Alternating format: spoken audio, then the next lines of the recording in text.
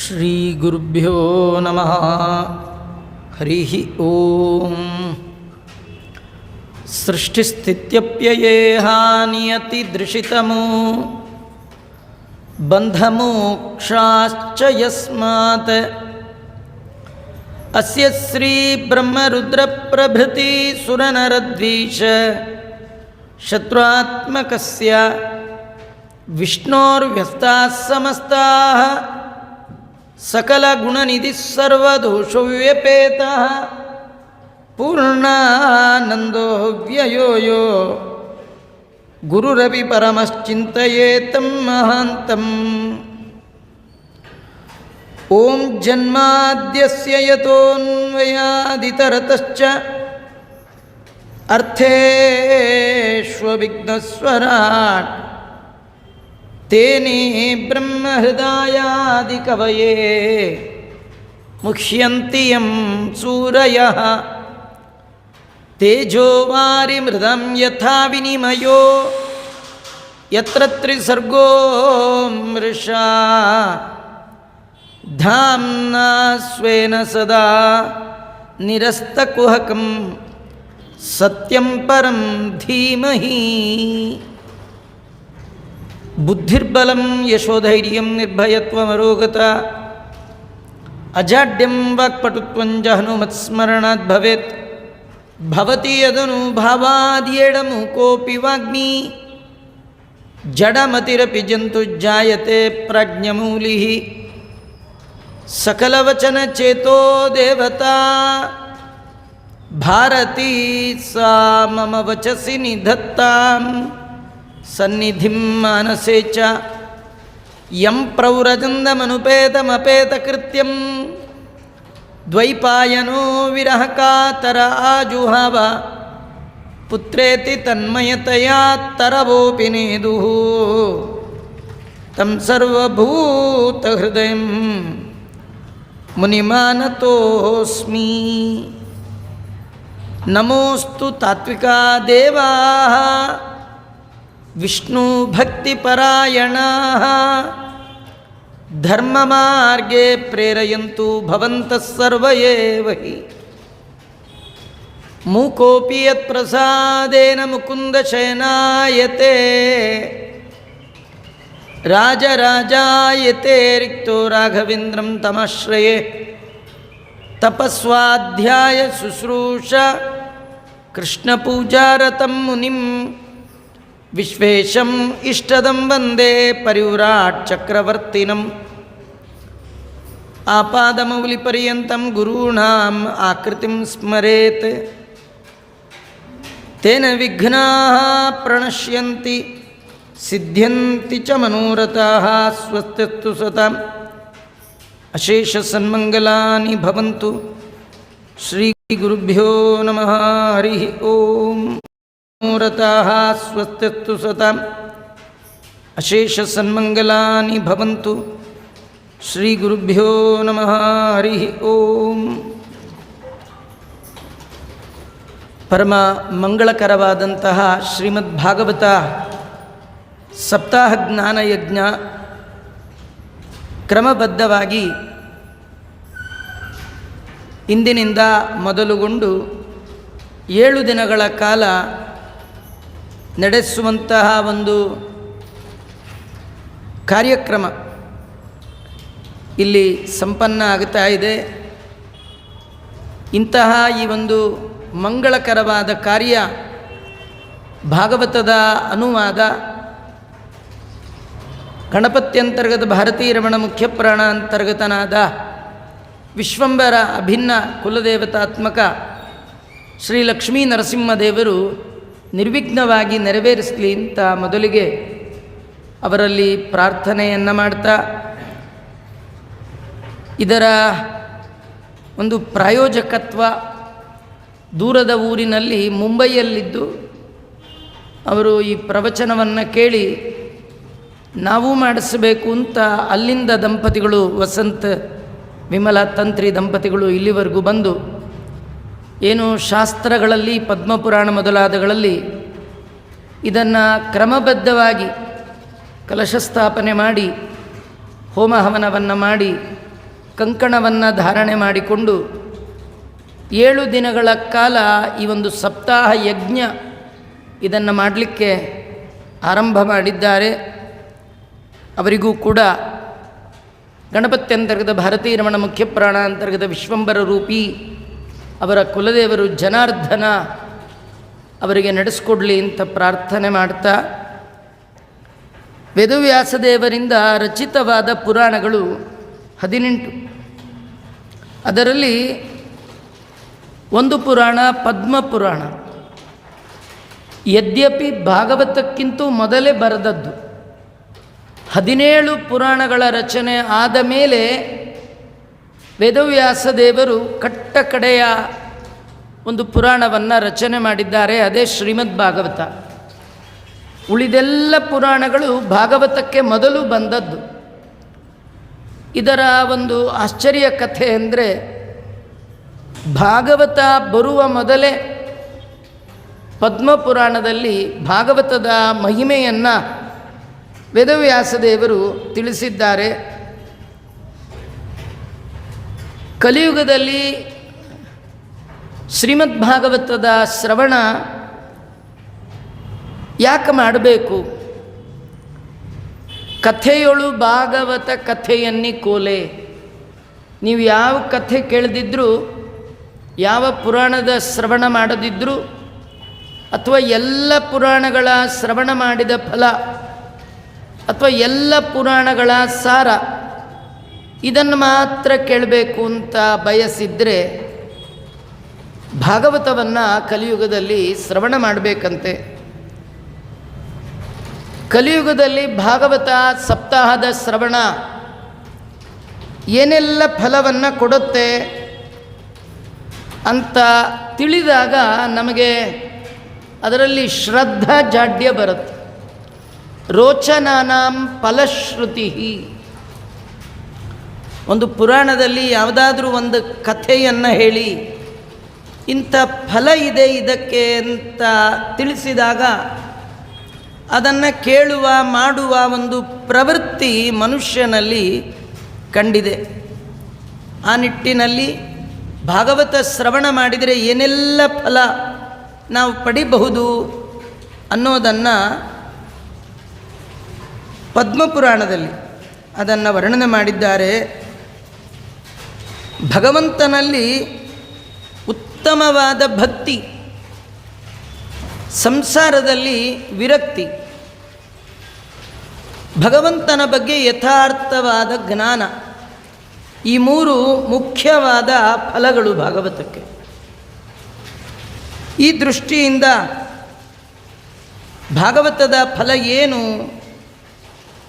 ಅನ್ನೋದನ್ನು ವ್ಯಾಸರು ಉಲ್ಲೇಖ ಮಾಡ್ತಾ, ಕಲಿಯುಗದಲ್ಲಿ ಶ್ರೀಮದ್ ಭಾಗವತ ಮೊದಲಿಗೆ 3 ಬಾರಿ ಆಗಿರ್ತಕ್ಕಂಥದ್ದು. ದ್ವಾಪರದ ಕೊನೆಯ ಭಾಗದಲ್ಲಿ ರಚಿತವಾದ ಈ ಭಾಗವತವನ್ನು ಕಲಿಯುಗದ ಆರಂಭದಲ್ಲಿ, ಕಲಿಯುಗ ಒಟ್ಟು 4,32,000 ವರ್ಷ ಕಲಿಯುಗದ ಕಾಲಮಾನ. ನಾವು ನಿಜವಾಗಿ ಆರಂಭದ ಹಂತದಲ್ಲಿ ನಾವಿದ್ದೇವೆ. ಕಲಿಯುಗ ಆರಂಭ ಆಗಿ ಇನ್ನೇನು 1,00,000 ವರ್ಷಗಳೆಲ್ಲ ಆಗಲಿಲ್ಲ. ಕೇವಲ 5,000 ಚಿಲ್ಲರೆ ವರ್ಷಗಳು ಮಾತ್ರ ಕಲಿಯುಗದಲ್ಲಿ ಆಗಿರ್ತಕ್ಕಂಥದ್ದು. ಈ 5,000 ವರ್ಷದಲ್ಲಿಯೇ ಶ್ರೀಮದ್ ಭಾಗವತ ಪ್ರಸಿದ್ಧವಾಗಿ 3 ಬಾರಿ ನಡೆದದ್ದನ್ನು ವೇದವ್ಯಾಸದೇವರೇ ಉಲ್ಲೇಖ ಮಾಡ್ತಾರೆ ಪುರಾಣಗಳಲ್ಲಿ. ಅದು ಭಗವಂತ ಕೃಷ್ಣನಾಗಿ ದ್ವಾಪರ ಯುಗದಲ್ಲಿ ಅವತಾರ ಮಾಡಿದ. ಮಾಡಿ 105 ವರ್ಷಕ್ಕೂ ಮಿಕ್ಕಷ್ಟು ಕಾಲ ಎಲ್ಲರ ಕಣ್ಣುಗಳಿಗೆ ಗೋಚರನಾಗಿ ತನ್ನ ಚಲನವಲನಗಳಿಂದ ಈ ಭೂಮಿಯನ್ನೇ ಮಂಗಳಮಯವನ್ನಾಗಿ ಮಾಡಿ ಬ್ರಹ್ಮಾದಿ ದೇವತೆಗಳು ಪ್ರಾರ್ಥನೆ ಮಾಡಿದಾಗ ಯಾವ ಶರೀರದಿಂದ ಬಂದ ಆ ಶರೀರದ ಸಮೇತ ಪರಂಧಾಮಕ್ಕೆ ಹೋದ. ನಾವೆಲ್ಲ ಭೂಮಿ ಮೇಲೆ ಶರೀರ ಇಟ್ಟು ಈ ಶರೀರದಿಂದ ಸಂಪಾದನೆ ಮಾಡಿದ್ದನ್ನು ಬಿಟ್ಟು ಹೋಗಬೇಕು. ಅವು ಇಡ್ಲೂ ಇಲ್ಲ ಬಿಡ್ಲೂ ಇಲ್ಲ. ಬರುವಾಗ ಏನೆಲ್ಲ ತಂದ ಅದೆಲ್ಲ ತೊಗೊಂಡೇ ಹೋದ, ಬರುವಾಗ ಹೇಗೆ ಬಂದ ಹಾಗೆ ಹೋದ. ನಾವು ಅಷ್ಟೇ, ಬರುವಾಗ ಹೇಗೆ ಬರ್ತೀವಿ ಹಾಗೆ ಹೋಗೋದು, ಅದನ್ನು ತಿಳ್ಕೊಳ್ಬೇಕು. ಭಗವಂತ ತಾನು ಪರಂಧಾಮಕ್ಕೆ ಹೋದ ಮೇಲೆ ಪಾಂಡವರು ಇನ್ನಿರಬಾರದು. ಭಗವಂತ ಇರುವ ತನಕ ಮಾತ್ರ ಧರ್ಮಕ್ಕೆ ಬೆಲೆ. ಯಾಕೆ? ಧರ್ಮ ರಕ್ಷಕ ಅವನು.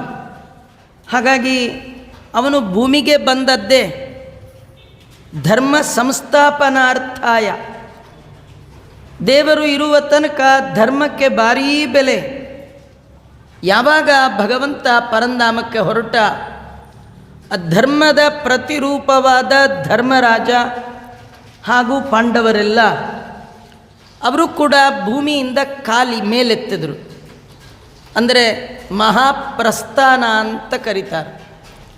ಉತ್ತರ ದಿಕ್ಕಿಗೆ ಮುಖ ಮಾಡಿ ಶರೀರ ತನಗೆ ತಾನೇ ಬಿದ್ದು ಹೋಗಬೇಕು, ಅಲ್ಲಿವರೆಗೂ ನಡ್ಕೊಂಡು ಹೋಗೋದು. ಇದಕ್ಕೆ ಮಹಾಪ್ರಸ್ಥಾನ ಅಂತ ಕರೀತಾರೆ.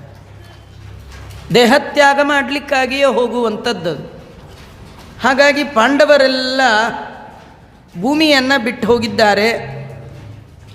ಆಗ ಕಲಿಯುಗ ಆರಂಭ. ಯಾವಾಗ ದೇವರಿಲ್ಲ, ಧರ್ಮ ಇಲ್ಲ, ಆಗೇನು ಆರಂಭ? ಕಲಿಯುಗ ಆರಂಭ. ನಮ್ಮ ಮನೆಯಲ್ಲಿ ದೇವರಿಲ್ಲ, ಧರ್ಮ ಇಲ್ಲ ಅಂದರೆ ಏನು ಆರಂಭ ಆಗೋಗ್ಬಿಟ್ಟಿದೆ? ಕಲಿಯುಗ ಆರಂಭ ಆಗೋಗ್ಬಿಟ್ಟಿದೆ. ಎಲ್ಲೋ ಹೊರಗೆ ಬೀದಿ ಅಲ್ಲ, ಮನೆ ಒಳಗೆ. ಹಾಗಾದ್ರೆ ಮನೆ ಒಳಗೆ ಕಲಿ ಇನ್ನೂ ನಿಮ್ಮನ್ನು ಟಚ್ ಮಾಡಬಾರ್ದು ಅಂದರೆ ಏನು ಇಟ್ಕೊಳ್ಬೇಕು? ದೇವರನ್ನು ಇಟ್ಕೊಳ್ಬೇಕು, ಧರ್ಮವನ್ನು ಇಟ್ಕೊಳ್ಬೇಕು ಅನ್ನೋದನ್ನು ತೋರಿಸ್ತಾ ಇದ್ದಾರೆ. ಕಲಿಯುಗ ಆರಂಭ ಆದ ಕಾಲದಲ್ಲಿ ರಾಜ ಪರೀಕ್ಷಿತ ಮೊದಲ ಸಪ್ತಾಹ ನಡೆದದ್ದು 30 ವರ್ಷಾಧಿಕ ಗತೌ ಕಲೌ. ಯಾವಾಗ ಕೃಷ್ಣ ಪರಂಧಾಮಕ್ಕೆ ಹೋಗಿ 30 ವರ್ಷ ಆಗಿತ್ತು, ಆಗ ಮೊದಲ ಬಾರಿ ಶ್ರೀಮದ್ ಭಾಗವತದ ಸಪ್ತಾಹ, ಮೊಟ್ಟ ಮೊದಲ ಬಾರಿ ಅದನ್ನು ಗಂಗಾ ನದಿಯ ತೀರದಲ್ಲಿ ವೇದವ್ಯಾಸದೇವರ ಮಕ್ಕಳಾದ ಶುಕಾಚಾರ್ಯರು ಶ್ರೀ ಪರೀಕ್ಷಿತ ಮಹಾರಾಜನಿಗೆ ಭಾದ್ರಪದ ಮಾಸ ಶುಕ್ಲ ಪಕ್ಷ ನವಮಿಯಿಂದ ಆರಂಭ ಮಾಡಿ 7 ದಿನಗಳ ಕಾಲ ಅದನ್ನು ಶ್ರವಣ ಮಾಡಿಸಿದ್ದಾರೆ ಪರೀಕ್ಷಿತ ಮಹಾರಾಜನಿಗೆ. ಅದರ ಶ್ರವಣ ಮಾಡಿದ ಮಹಾನುಭಾವನಾದ ಪರೀಕ್ಷಿತ ಮಹಾರಾಜ ತನ್ನ ಎಲ್ಲ ಪಾಪವನ್ನು ಪರಿಹಾರ ಮಾಡಿಕೊಂಡು ಭೆಜೆ ಖಗೇಂದ್ರ ಧ್ವಜ ಪಾದ ಮೂಲಂ, ಅವನು ಭಗವಂತನ ಪಾದವನ್ನೇ ಹೊಂದಿಬಿಟ್ಟ. ಈ ಕಥೆ ನಮಗೇನು ತಿಳಿಸುತ್ತೆ ಅಂದರೆ, ಅಂತ್ಯಕಾಲದಲ್ಲಿ ದೇವರ ಸ್ಮರಣೆ ಬಂದರೆ ಅಲ್ಲಿಯ ತನಕ ಆ ಜನ್ಮದಲ್ಲಿ ಮಾಡಿದ, ಆ ಜನ್ಮ ಬರುವ ಮೊದಲು ಜನ್ಮಗಳಲ್ಲಿಯೂ ಮಾಡಿದ, ಅರ್ಥಾತ್ ಜನ್ಮಾಂತರದಲ್ಲಿ ಮಾಡಿದ ಎಲ್ಲ ಪಾಪಗಳ ಪರಿಹಾರ ಭಾಗವತ ಕೇಳೋದ್ರಿಂದ ಆಗತ್ತೆ ಅಂತ ತಿಳಿಸ್ಕೊಡ್ತಾ ಇದ್ದಾರೆ. ಅರ್ಥಾತ್ ಈ ಕಥಾ ಇದು ಪಾಪ ಪರಿಹಾರಕ್ಕೆ ಯೋಗ್ಯವಾದದ್ದು. ತುಂಬ ಜನಕ್ಕೆ ಮನಸ್ಸಿನಲ್ಲಿ ತಾಪ ಇದೆ. ಸಿರಿರಮಣ ತವಚರಣ ದೊರಕುವುದು ಹ್ಯಾಂಗಿನ್ನು ಪರಮ ಪಾಪಿಷ್ಟ ನಾನು. ನಾವು ಎಷ್ಟು ಪಾಪಿಗಳು ಅಂತ ನಮ್ಗೆ ಯಾರೂ ಸರ್ಟಿಫಿಕೇಟ್ ಕೊಡೋದು ಬೇಡ. ನಮ್ಮ ಪಾಪ ಎಷ್ಟು ಬೇರೆಯವರಿಗಿಂತೂ ನಮಗೆ ಚೆನ್ನಾಗಿ ಗೊತ್ತಿದೆ ಅಲ್ವಾ? ಹಾಗಾದ್ರೆ ಇಷ್ಟು ಪಾಪವನ್ನು ಕಳ್ಕೊಳ್ಳುವ ಬಗೆ ಮಾತ್ರ ಗೊತ್ತಿಲ್ಲ. ನಾವು ಮಾಡಬಾರದ್ದೇನೋ ತುಂಬ ಮಾಡಿದ್ದೇವೆ, ಆದರೆ ಅದನ್ನು ಕಳ್ಕೊಳ್ಳೋದು ಹೇಗೆ ಗೊತ್ತಿಲ್ಲ. ಅದನ್ನು ತಿಳಿಸುವಂಥದ್ದು ಶ್ರೀಮದ್ ಭಾಗವತ ಅಂತ ವರ್ಣನೆ ಮಾಡ್ತಾ ಇದ್ದ. 2ನೇ ಬಾರಿ ಸಪ್ತಾಹ ನಡೆದದ್ದು ಅದು 200 ವರ್ಷ ಆದಮೇಲೆ ಮತ್ತೆ ನಡೀತಂತೆ. ಅಂದರೆ ಕಲಿಯುಗ ಆರಂಭ ಆಗಿ ಮೊದಲು 30, ಆನಂತರ 200. ಅಂದರೆ 230 ವರ್ಷ ಆದಾಗ ತುಂಗಭದ್ರಾ ನದಿ ತೀರದಲ್ಲಿ ಒಬ್ಬ ಬ್ರಾಹ್ಮಣ ಕುಮಾರ ಗೋಕರ್ಣ ಅಂತ, ಅವನು ತನ್ನ ಪಿತೃಗಳ ಉದ್ಧಾರಕ್ಕೋಸ್ಕರವಾಗಿ ಶ್ರೀಮದ್ ಭಾಗವತ ಸಪ್ತಾಹವನ್ನು ಮಾಡಿದ್ದಾನೆ. ಇದರ ತಾತ್ಪರ್ಯ, ಶ್ರೀಮದ್ ಭಾಗವತ ಕಥಾ ಯಾರು ಸಪ್ತಾಹ ಯಜ್ಞವನ್ನು ಮಾಡಿಸ್ತಾರೆ, ಯಾರು ಭಕ್ತಿ ಶ್ರದ್ಧೆಯಿಂದ ಹೇಳ್ತಾರೆ, ಕೇಳ್ತಾರೆ, ಹೇಳಿಸ್ತಾರೆ, ಅವರ ವಂಶದಲ್ಲಿ ಬಂದಂತಹ ಯಾರಾದರೂ ಪಿತೃಗಳು, ಪಿತೃಶಬ್ದಕ್ಕೆ ಅಪ್ಪ ಅಂತ ಅರ್ಥ ಅಲ್ಲ, ಅಮ್ಮ ಅಂತ ಮಾತ್ರ ಅರ್ಥ ಅಲ್ಲ, ಚಿಕ್ಕಪ್ಪನೂ ಪಿತೃಶಬ್ದದೊಳಗೆ ಬರ್ತಾರೆ. ಯಾರು ನಮ್ಮ ವಂಶದ ಹಿರಿಯರು ಮೃತರಾಗಿ ಹೋಗಿರ್ತಾರೆ ಅವ್ರನ್ನೆಲ್ಲ ಪಿತೃಗಳು ಅಂತಲೇ ಕರೆಯೋದು. ಅವರು ಯಾರಿಗಾದರೂ ಸಂಸ್ಕಾರ ಕ್ರಮಬದ್ಧವಾಗಿ ಆಗಲಿಲ್ಲ ಅಂತಾಗಿದ್ದರೆ, ಅವರಿಗೆ ಉತ್ತಮ ಜನ್ಮ ಸಿಕ್ಕಿಲ್ಲ ಅಂತಾದರೆ, ಅವರಿಗೆ ಉತ್ತಮವಾದ ಜನ್ಮವನ್ನು, ಉತ್ತಮವಾದ ಗತಿಯನ್ನು ಕೊಡಿಸುವಂಥದ್ದು ಶ್ರೀಮದ್ ಭಾಗವತ ಅಂತ ತಿಳಿಸ್ಕೊಡ್ತಾ ಇದ್ದ. ಇನ್ನೊಂದು ಬಾರಿ ಭಾಗವತ ನಡೀತು. ಅದು ಯಾವಾಗ ಅಂದರೆ 260 ವರ್ಷ ಆದಮೇಲೆ, ಅಂದರೆ ಮತ್ತೆ 30 ವರ್ಷ ಆದಮೇಲೆ ಸನತ್ ಕುಮಾರರು ಹರಿದ್ವಾರದ ಆನಂದ ತಟಾಕ ಅನ್ನುವ ಸ್ಥಳದಲ್ಲಿ ನಾರದರನ್ನು ಇಟ್ಕೊಂಡು ಸನತ್ ಕುಮಾರರು ಶ್ರೀಮದ್ ಭಾಗವತ ಸಪ್ತಾಹವನ್ನು ಮಾಡಿದ್ದಾರೆ. ಇದಿಷ್ಟು 3 ಬಾರಿ ನಡೆದಂತಹ ಒಂದು ಶ್ರೀಮದ್ ಭಾಗವತ. ಕಲಿಯುಗದಲ್ಲಿ ಈ ಭಾಗವತದ ಒಂದು ಫಲ ಎಂಥದ್ದು, ಇದನ್ನು ಪದ್ಮಪುರಾಣ 5-6 ಅಧ್ಯಾಯಗಳಲ್ಲಿ ವರ್ಣನೆ ಮಾಡಿದೆ. ಅದರಲ್ಲಿ ಮೊದಲಿಗೆ ನಾರದರ ಕಥೆ ಬರುತ್ತೆ. ನಾರದರು ಎಲ್ಲ ಲೋಕವನ್ನು ಸುತ್ತಾಡಿ ಒಮ್ಮೆ ಭೂಲೋಕಕ್ಕೆ ಬಂದ್ರಂತೆ. ಭೂಲೋಕಕ್ಕೆ ಯಾಕೆ ಬಂದರು ಅಂತ ನಮಗೆ ಪ್ರಶ್ನೆ ಬರುತ್ತೆ. ಕಲಿಯುಗದಲ್ಲಿ ಬರಬಾರ್ದು ಅಲ್ವಾ? ನಮ್ಮನೆಗೆ ದೊಡ್ಡವ್ರು ಬರಬಾರ್ದ್ರಿ, ನಾವು ಅವ್ರ ಮನೆಗೆ ಹೋಗಿ ನಮ್ಮದೇ ತಪ್ಪು ಅಂತಿರ್ತಾರೆ. ಕಲಿಯುಗದಲ್ಲಿ ನಾರದರು ಬಂದದ್ದೇ ತಪ್ಪು. ಯಾಕೆ ಬಂದರು? ಯಾಕಂದರೆ ನಾರದರಂತಾರೆ, ಜ್ಞಾತ್ವಾ ಸರ್ವೋತ್ತಮ ಇತಿ.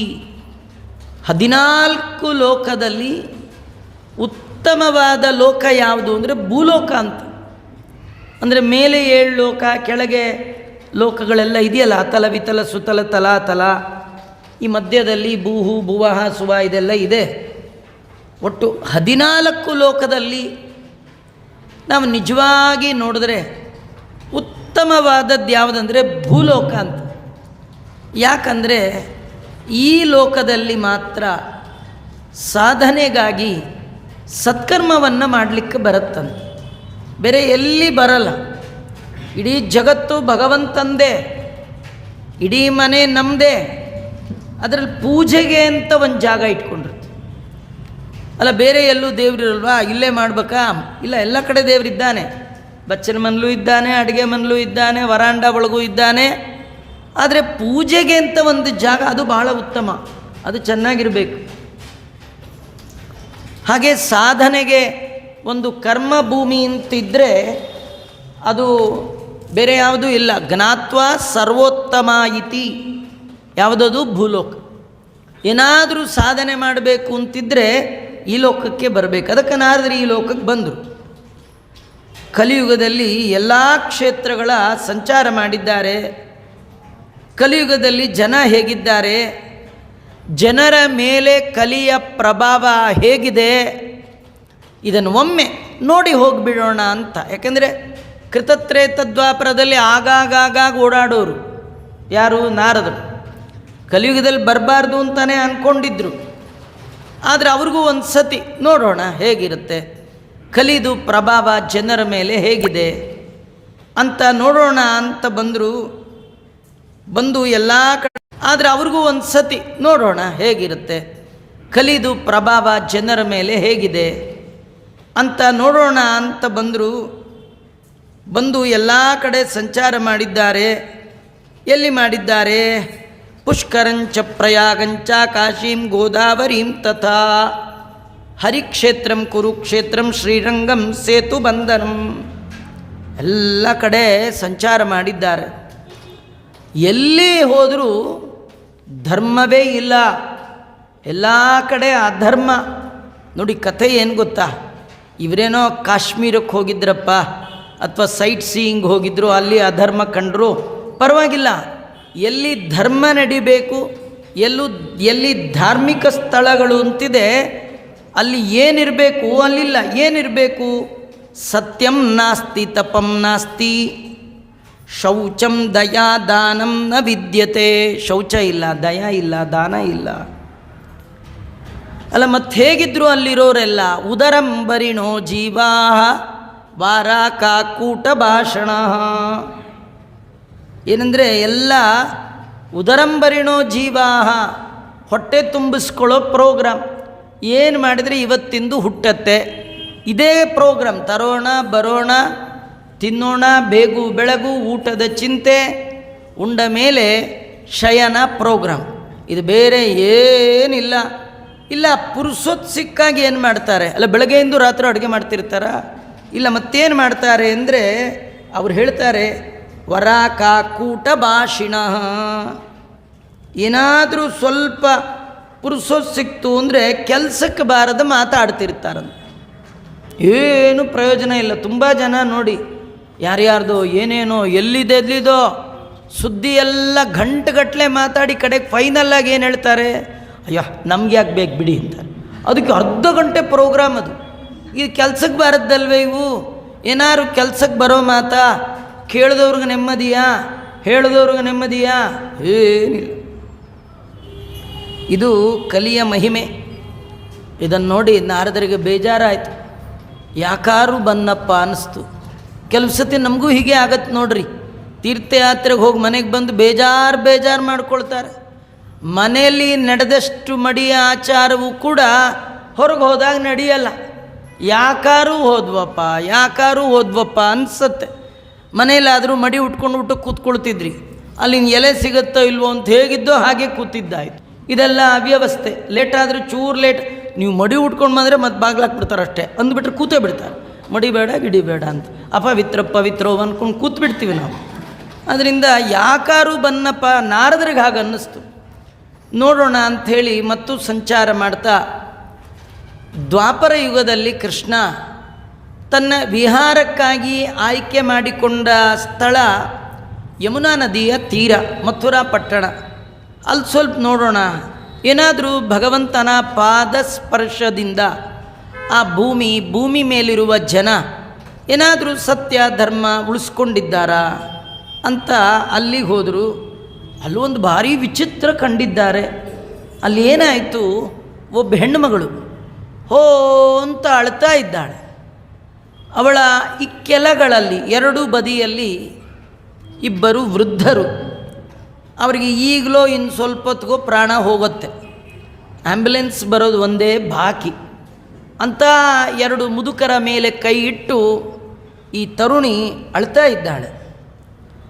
ಅಳೋದನ್ನು ನೋಡಿ ನಾರದರಿಗೆ ಆಶ್ಚರ್ಯ ಆಯಿತು. ನಾರದರನ್ನು ನೋಡಿ ಆ ಹೆಣ್ಣುಮಗಳು ಹೇಳಿದ್ಲು, ಒಂದು ನಿಮಿಷ ನಿಂತ್ಕೊಳ್ರಿ, ನಿಮ್ಮನ್ನು ನೋಡಿದ್ರೆ ಏನೋ ಒಂದು ಸ್ವಲ್ಪ ಮನಸ್ಸಿಗೆ ನೆಮ್ಮದಿ ಕಾಣ್ತಾ ಇದೆ. ನೀವೇನಾದರೂ ಮಾಡಿ ನನ್ನನ್ನು ಉದ್ಧಾರ ಮಾಡಿ.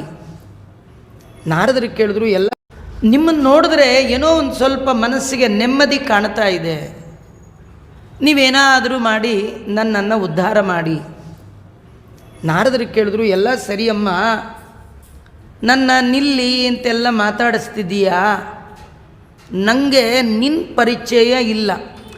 ನಿಂಗೆ ನನ್ನ ಪರಿಚಯ ಇರಬಹುದು, ನಾ ಎಲ್ಲ ಊರೂರು ಸುತ್ತುತ್ತಾ ಇರ್ತೇನೆ, ನಿಂಗೆ ಇರಬಹುದು. ನೀನು ಯಾರು ನನಗೆ ಗೊತ್ತಿಲ್ಲ, ಮೊದಲು ನಿನ್ನ ಪರಿಚಯ ಹೇಳು. ನಾರದರು ಕೇಳಿದ್ರು. ಅವಳು ಹೇಳ್ತಾಳೆ, ಅಹಂ ಭಕ್ತಿ ಉತ್ಪನ್ನೇ ದ್ರಾವಿಡೆ ಸಾಹಂ ವೃದ್ಧಿಂ ಕರ್ನಾಟಕೆ ಗತ. ನನ್ನ ಹೆಸರು ಭಕ್ತಿ ದೇವಿ, ನನ್ನ ಇಬ್ಬರು ಮಕ್ಕಳು ಇವರಿಬ್ಬರು. ನಾರದರಿಗೆ ಆಶ್ಚರ್ಯ. ಅಮ್ಮ ಅಂತ ನೀ ಅಂತ್ಯ, ನಿನ್ನ ಮಕ್ಕಳು ಅಂತ ಇವ್ರಂತ್ಯ.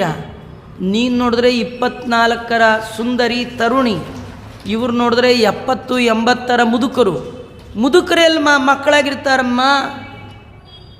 ಆ ಭಕ್ತಿ ದೇವಿ ಹೇಳ್ತಾಳೆ, ನಂದು ಅದೇ ಪ್ರಾಬ್ಲಮ್ ಅಂದ್ಲು.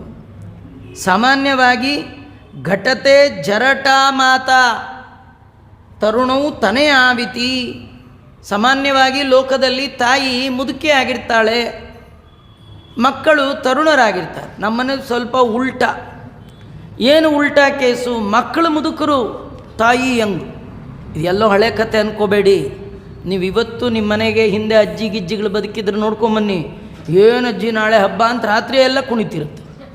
ನಮ್ಗೆ ಹಬ್ಬ ಬಂದರು ಅಷ್ಟೇ, ಏನು ಬಂದರು ನಮಗೆ ಎದ್ರು ಸುಸ್ತು ಕೂತರು ಸುಸ್ತು ರೀ.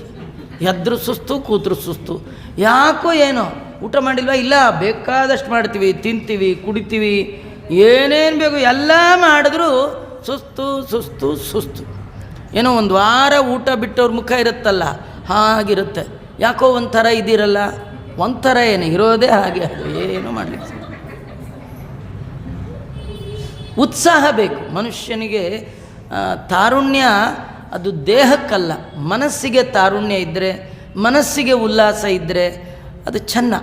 ಮನಸ್ಸಿಗೆ ಉಲ್ಲಾಸ ಇಲ್ಲ, ಮನಸ್ಸು ಪ್ರಫುಲ್ಲ ಆಗಬೇಕು, ಉಲ್ಲಾಸ ಆಗಬೇಕಂದ್ರೆ ದೇವರ ಸಂಕೀರ್ತನೆಯಲ್ಲಿ ತೊಡಗಿಕೊಳ್ಬೇಕು. ಮತ್ತೊಬ್ಬರ ಮಾತು ಇನ್ನೊಬ್ಬರ ಮಾತು ಕೇಳ್ತಾ ಇದ್ದರೆ ಮನಸ್ಸಿಗೆ ಇನ್ನೂ ಜರ್ಜರಿತವಾಗುತ್ತೆ, ಮನಸ್ಸಿಗೆ ಇನ್ನೂ ಖೇದ ಆಗುತ್ತೆ, ಮನಸ್ಸಿಗೆ ಇನ್ನೂ ನೋವಾಗುತ್ತೆ, ಇನ್ನೂ ಡಿಪ್ರೆಸ್ಮೆಂಟ್ಗೆ ಹೋಗ್ತೀವಿ ವಿನಃ ಎತ್ತರಕ್ಕೆ ಬರಲಿಕ್ಕೆ ಸಾಧ್ಯ ಇಲ್ಲ. ಆ ಭಕ್ತಿದೇವಿ ನಾರದರಿಗೆ ಹೇಳ್ತಾಳೆ, ನೀವೇನಾದರೂ ಮಾಡಿ ನಮ್ಮ ಮಕ್ಕಳನ್ನು ಸ್ವಲ್ಪ ಯಂಗ್ ಮಾಡಬೇಕು, ಅವರು ಎಚ್ಚರಿಸಬೇಕು, ಅವ್ರ ಜೀವನದಲ್ಲಿ ಎಚ್ಚರ ಆಗಬೇಕು. ಮಲಗಿಬಿಟ್ಟಿದ್ದಾರೆ, ಏನು ಮಾಡಬೇಕು ಅಂದಾಗ ನಾರದರಿರಮ್ಮ ಟ್ರೈ ಮಾಡ್ತೀನಿ ಅಂತೇಳಿ ಆ 2 ಮುದುಕ ಮಕ್ಕಳು ಮಲಗಿದ್ರಲ್ಲ ಅವ್ರ ಕಿವಿಲಿ ಹೋಗಿ ಭಗವದ್ಗೀತೆ ಪಾರಾಯಣ ಮಾಡಿದ್ರು, ರಾಮಾಯಣ ಪಾರಾಯಣ ಮಾಡಿದ್ರು, ಅವ್ರಿಗೆ ಬರೋ ಸ್ತೋತ್ರ ಮಂತ್ರ ಎಲ್ಲ ಗಂಟುಗಟ್ಟಲೆ ಪಾರಾಯಣ ಮಾಡಿದ್ರು. ಈ ಹುಡುಗರು ಮಾತ್ರ ಕೂಡ ಅಳ್ಳಾಡಲಿಲ್ಲ. ಈ ಕೆಲವರು ನಾಳೆ ಭಾನುವಾರ ಅಂತ ಮೆಂಟಲಿ ಪ್ರಿಪೇರ್ ಆಗಿ ಶನಿವಾರ ಮಲಗಿಬಿಟ್ಟಿರ್ತಾರೆ. ಅವರಮ್ಮ 108 ಬಾರಿ ಅಷ್ಟೋತ್ತರ ಹೆಸರು ಕೂಗಿದ್ರು ಅವರೇನು ಅಳ್ಳಾಡಲ್ಲ. ಅಲ್ಲ, ನಿದ್ದೆನ ಅಂದರೆ ನಿದ್ದೆ ಇಲ್ಲ ರೀ. ನಿಜವಾಗಿ ನಿದ್ದೆ ಬಂದವ್ರನ್ನ ಏಳ್ಸೋದು ಈಸಿ. ಈ ಸುಮ್ಮನೆ ಮಲಗಿರ್ತಾರಲ್ಲ ಅವ್ರನ್ನ ಏಳ್ಸೋದು ಭಾಳ ಕಷ್ಟ. ಹೀಗಾಗಿ ಏನು ಮಾಡಿದ್ರು ಹೇಳಲಿಲ್ಲ.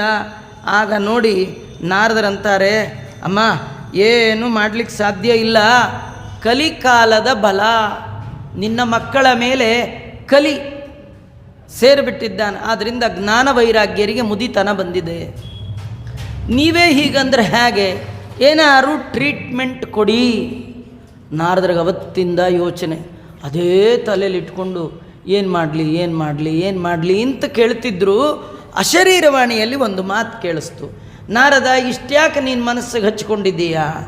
ಅವರಿಬ್ಬರು ಹೇಳ್ಬೇಕಂದ್ರೆ ಒಂದೇ ಒಂದು ಸತ್ಕರ್ಮ ಅವರ ಸಲುವಾಗಿ ಮಾಡು, ಸತ್ಕರ್ಮ ಮಾಡು ಅಂತ. ಸತ್ಕರ್ಮ ಅಂದ್ರೇನು? ದೊಡ್ಡವ್ರನ್ನ ಕೇಳಿ ತಿಳ್ಕೊ ಅಂತ ನಾರದರಿಗೆ ಅಶರೀರವಾಣಿ ಹೇಳ್ತು. ನಾರದರು ಅವತ್ತಿಂದ ಯಾರು ಸಿಕ್ಕರೂ ಕೇಳ್ತಿದ್ರು, ಸತ್ಕರ್ಮ ಅಂದ್ರೇನು ಆಚಾರ್ಯ, ಸತ್ಕರ್ಮ ಅಂದ್ರೇನು ಆಚಾರ್ಯ. ಕೆಲವು ಆಚಾರ ಊರೆಲ್ಲ ತಿರುಗ್ತೀರಿ, ನಿಮಗೆ ಗೊತ್ತಿಲ್ಲ ಅಂದಮೇಲೆ ನಮಗೇನು ಗೊತ್ತು ಅಂತ ಕೆಲವರು. ಇನ್ನು ಕೆಲವರು ನೋಡ್ತೀನಿ, ಪಂಚಾಂಗ ನೋಡಿ ಹೇಳ್ತೀನಿ, ಪುರಾಣ ನೋಡಿ ಹೇಳ್ತೀನಿ, ಪುಸ್ತಕ ನೋಡಿ ಹೇಳ್ತೀನಿ ಅಂದರೆ ವಿನ ಒಬ್ಬರು ಆನ್ಸರೇ ಕೊಡಲಿಲ್ಲ. ಕಡೆಗೆ ಇದನ್ನೇ ತಲೆಯಲ್ಲಿಟ್ಕೊಂಡು ನಾರದರು ಬದರಿಕಾಶ್ರಮಕ್ಕೆ ಬಂದಿದ್ದಾರೆ. ಅಲ್ಲಿ ಸತ್ಸಂಗಕ್ಕೋಸ್ಕರವಾಗಿ ಬ್ರಹ್ಮಮಾನಸ ಪುತ್ರರಾದ ಸನಕಾದಿಗಳು ಸೇರಿದ್ದಾರೆ.